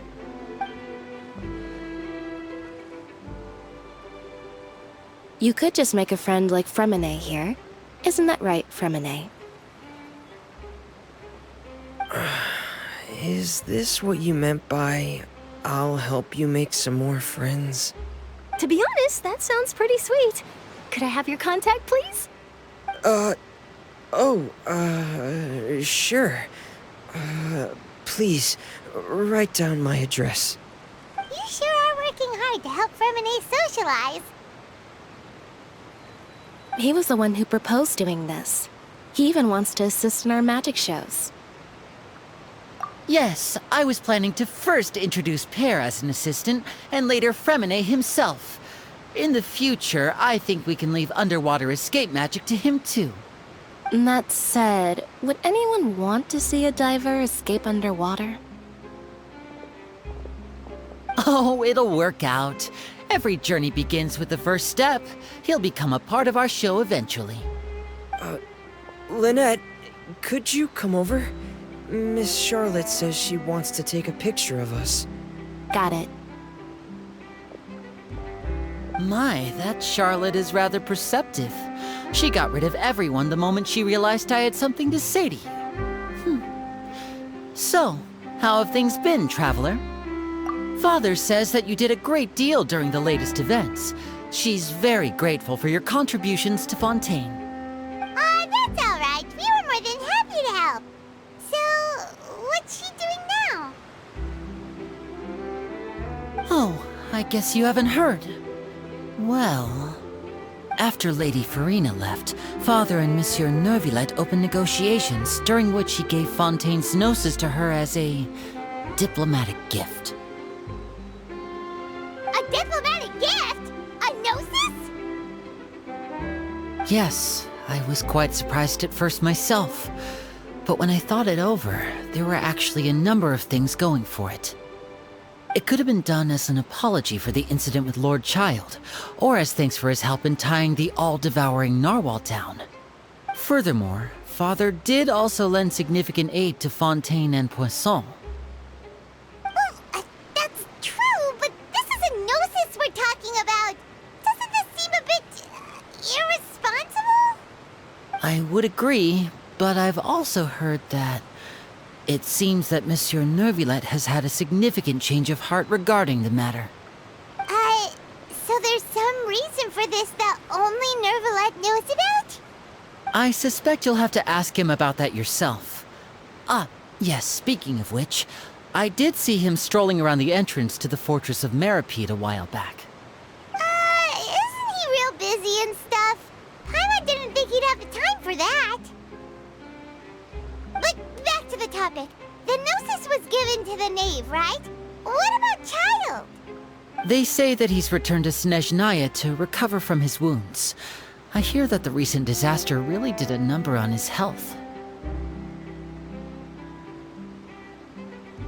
That's true. When you think about it, we've had loads of run-ins with the Fatui.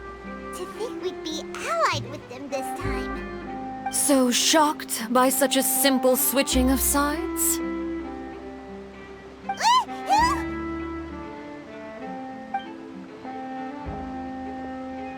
Father! Well, what do you know? Come to the docks to see how my children are doing and meet the Traveler by chance. Please do not pay my accomplishments in Fontaine too much mind. I would have done them regardless. Are you going to take the gnosis back to Snezhnaya? That is our duty as harbingers, yes. Don't be too preoccupied with sides. The goal of the Fatui concerns not a single place or person, but the entire world. With such a grand goal in mind, it is inevitable that we must wear many masks. Switching my masks is something I've always done. Well, that depends on many things. No one truly knows what the future holds. What good is honesty if you can't rely on it forever? As for you, I very much look forward to our next collaboration. Good things cannot be achieved alone, and you've proved yourselves to be great partners. A vision? All right. I'll remember to return it. Thank you for keeping it safe for him this entire time. And that's a wrap for me. Huh? You're... Greetings, Miss Journalist. Hello. If I'm not mistaken, there are diplomatic channels I'll need to report to take a photo of you. That is correct. So forgive me, but I will not be able to serve as a subject in your article. However, feel free to write as much as you'd like about our dear magicians and our upcoming rookie talent. I will. The sea breeze is quite pleasant. I shall continue my walk while the weather remains so agreeable. Farewell. Farewell, Father. Oh, she has such an intimidating presence. I didn't even dare to take a picture. Thankfully, I've already wrapped up all my pre-scheduled interviews. Thank you all. This'll be more than enough for me to write about, I'm sure. Don't be too nervous. Why don't you take a magic pocket before you go? Here, Traveler, Paimon, you take one too. To move things about? That's right. Funny. I was giving out magic pockets when we first met too. And what do you know? I'm doing the exact same thing right now. So many things have happened, but the pockets are still the pockets. I guess this must be life. We will all follow our own paths, and serendipity will lead you to your fated friends. All right then. We'll be handing out pockets in some other districts later, so we'll get going now. Have a good day, you two.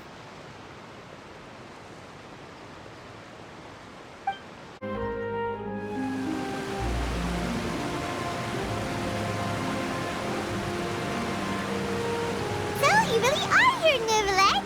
I didn't think you were going to have free time this hour of the day. Really? Oh, I suppose you must have met Mr. Linney. He took the time to greet me earlier when he passed this way. In any case, you came at a good time. I was just considering reaching out to you to set up a meeting, so I may explain some things that I haven't had the time to before. Aw, Paimon's glad that you remembered. Thank you for keeping us on your mind, what with you being busy and all. Alright, let's have it then. How was Fontaine actually saved? The whole business is still quite the mystery to us. It is strange how words can often leave a bitter taste in the mouth when it finally comes time to say them out loud.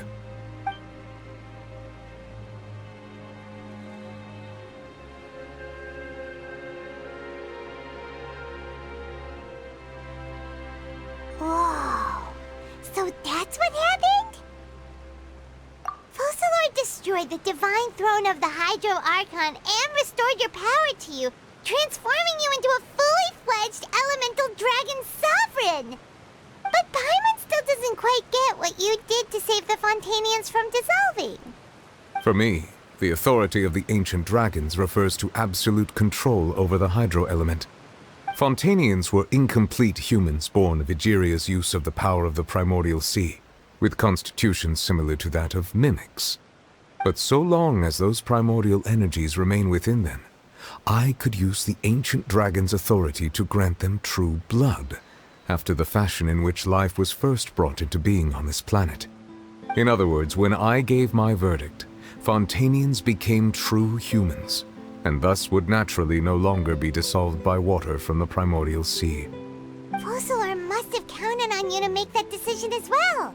Your verdict was the key to making the prophecy appear to have come true while saving everyone. Yeah, and in a manner of speaking, Focalor finally managed to fulfill the original Hydro Archon's wish to turn Oceanids into real people too!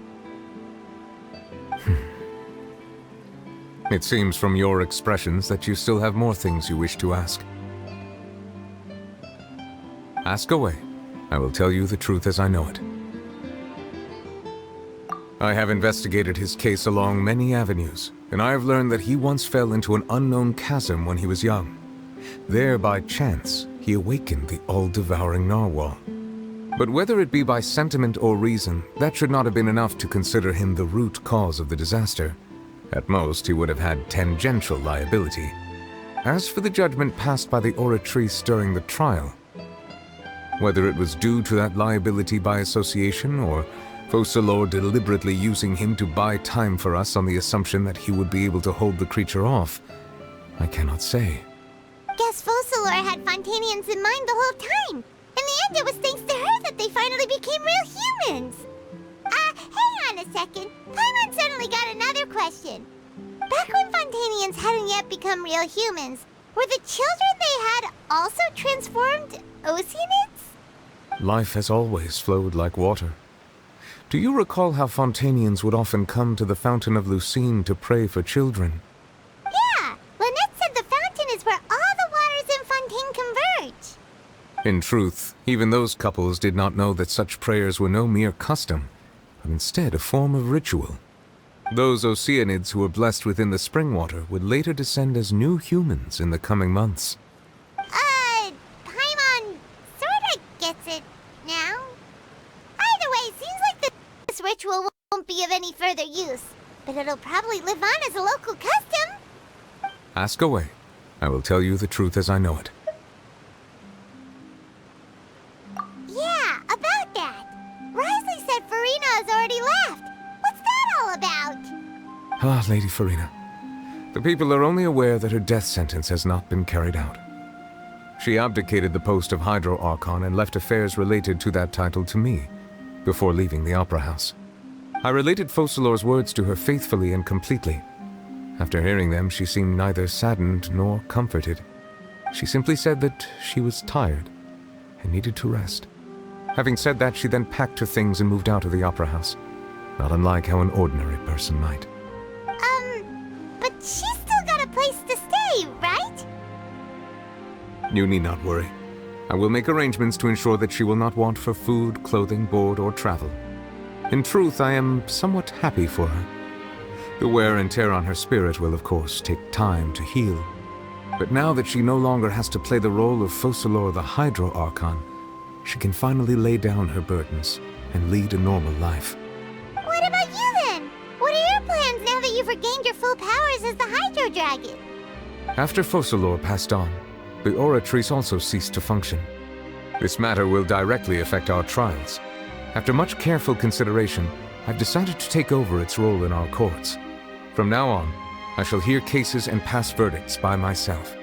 Looks like you're still considering stuff from the perspective of the Udex, huh? As an elemental dragon, there are indeed many things that I must do. But this power and this duty, in a manner of speaking, you could say that both were granted to me. As such, before I attend to my other responsibilities, I must first and foremost continue to serve Fontaine as its highest judge. The duty of the Hydro Sovereign and the duty of the Udex shall coexist within my person. Additionally, the Hydro Archon's departure has brought about another problem, which is that the Opera House shall no longer produce indemnitium. That's true. That power was derived from the people's faith in the Hydro Archon, wasn't it? Wait, but the various mechs and machines in the city are all still okay. Where are they getting their energy from?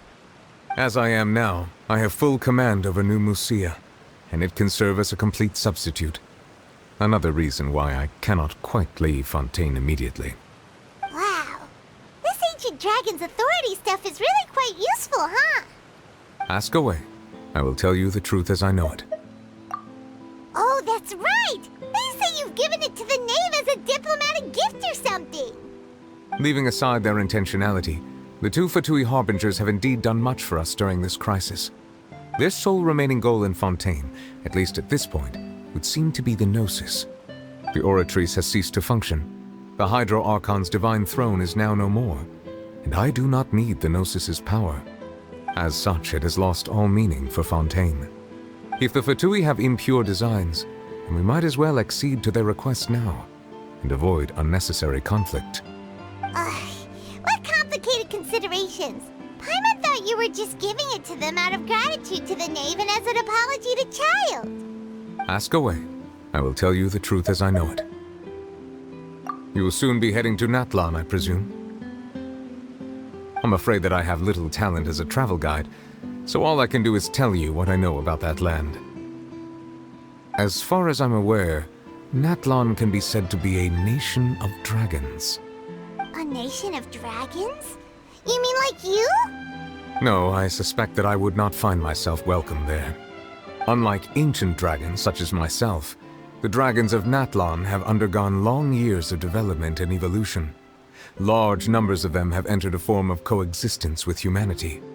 Natlan is also the nation of war.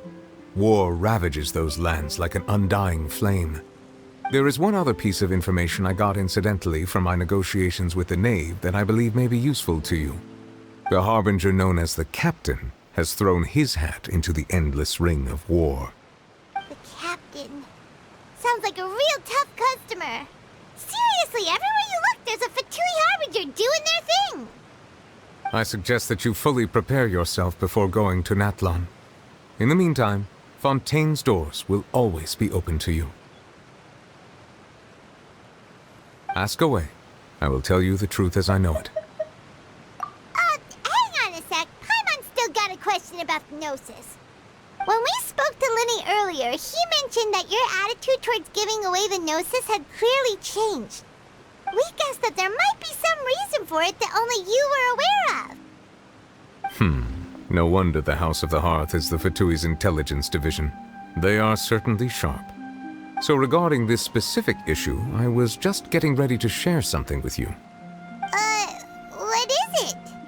In truth, I exchanged some further words with that lady named Skirk after sending you two back to the surface. It went something like this.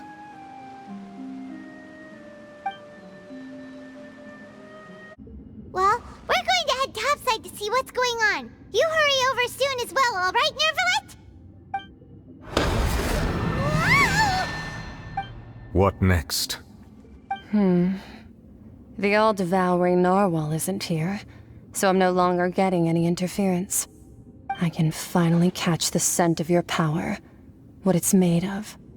It is the authority of the planet's primordial dragons, but with something very similar to a god's curse mixed in.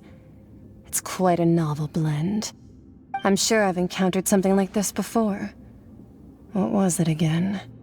I do not know what you speak of. Of course. How could I forget? You should have the remains of the third descender on your person, yes? Remains? I've never heard of any such thing. According to your parlance, I believe it may be called a gnosis. Well, that much is true. After Focalor's divinity faded, she handed her gnosis to me. But I fear I have never heard of it described in the manner that you just did. I've been training with my master, the Foul, ever since I was young, and I have never returned to the surface since. So most of the information I possess, I got from him. It is only natural for those who are greater than humanity to possess a different sort of common sense, which is why there are so many problems in our attempts to communicate with humans. Regardless, you should probably get rid of objects of misfortune to prevent any disasters from befalling you. To live in itself is a blessing. But once a person dies, the bonds he once had with this world shall all turn to curses. What do you mean by that? No need to fret. These are just my personal thoughts, and my reason for no longer wishing to return to the surface. This third descender you refer to, who are they? And when did they die? Master never mentioned them to me. Perhaps it just wasn't that important for me to know. If you're interested, though, I could ask him. I'll be sure to pass the answer on to you next time. Next time? You believe we will meet again? I do. Wait. I have a disciple of my own, don't I? He can be the messenger then? That's what she told me. Whether it would prove useful or not, I wanted to pass that information on to you. The remains of the third descender? So that's what the Gnosis actually are. Paimon just thought they looked like chess pieces. How could they be a person's remains?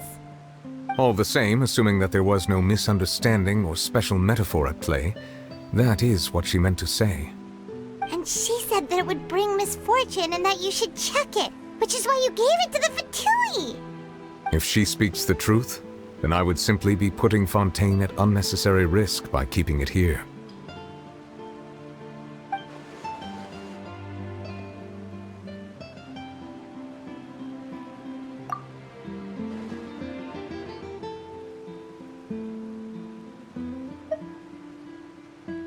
I had guessed that you might already be familiar with this concept, but I did not expect you to be one of them. That means that the Gnosis, which are exceedingly element-compatible and can even enhance elemental abilities, do indeed come from the third descender. I wonder, does your body also possess similar properties? Like being able to use elemental powers without a vision! That does sort of count as special compatibility, right? No, let's not think about this stuff right now. It just feels creepy. Comparing the Traveler to the dead third descender and all. That's what you say, but this topic still feels like bad luck. Once Childe recovers, let's get some more answers out of him. Or go look for his master and get the answers that way. I too believe it unwise to make too many blind guesses when information is lacking. The same is true of being at court. All right. Whatever the case, it seems like the crisis here in Fontaine's over for now.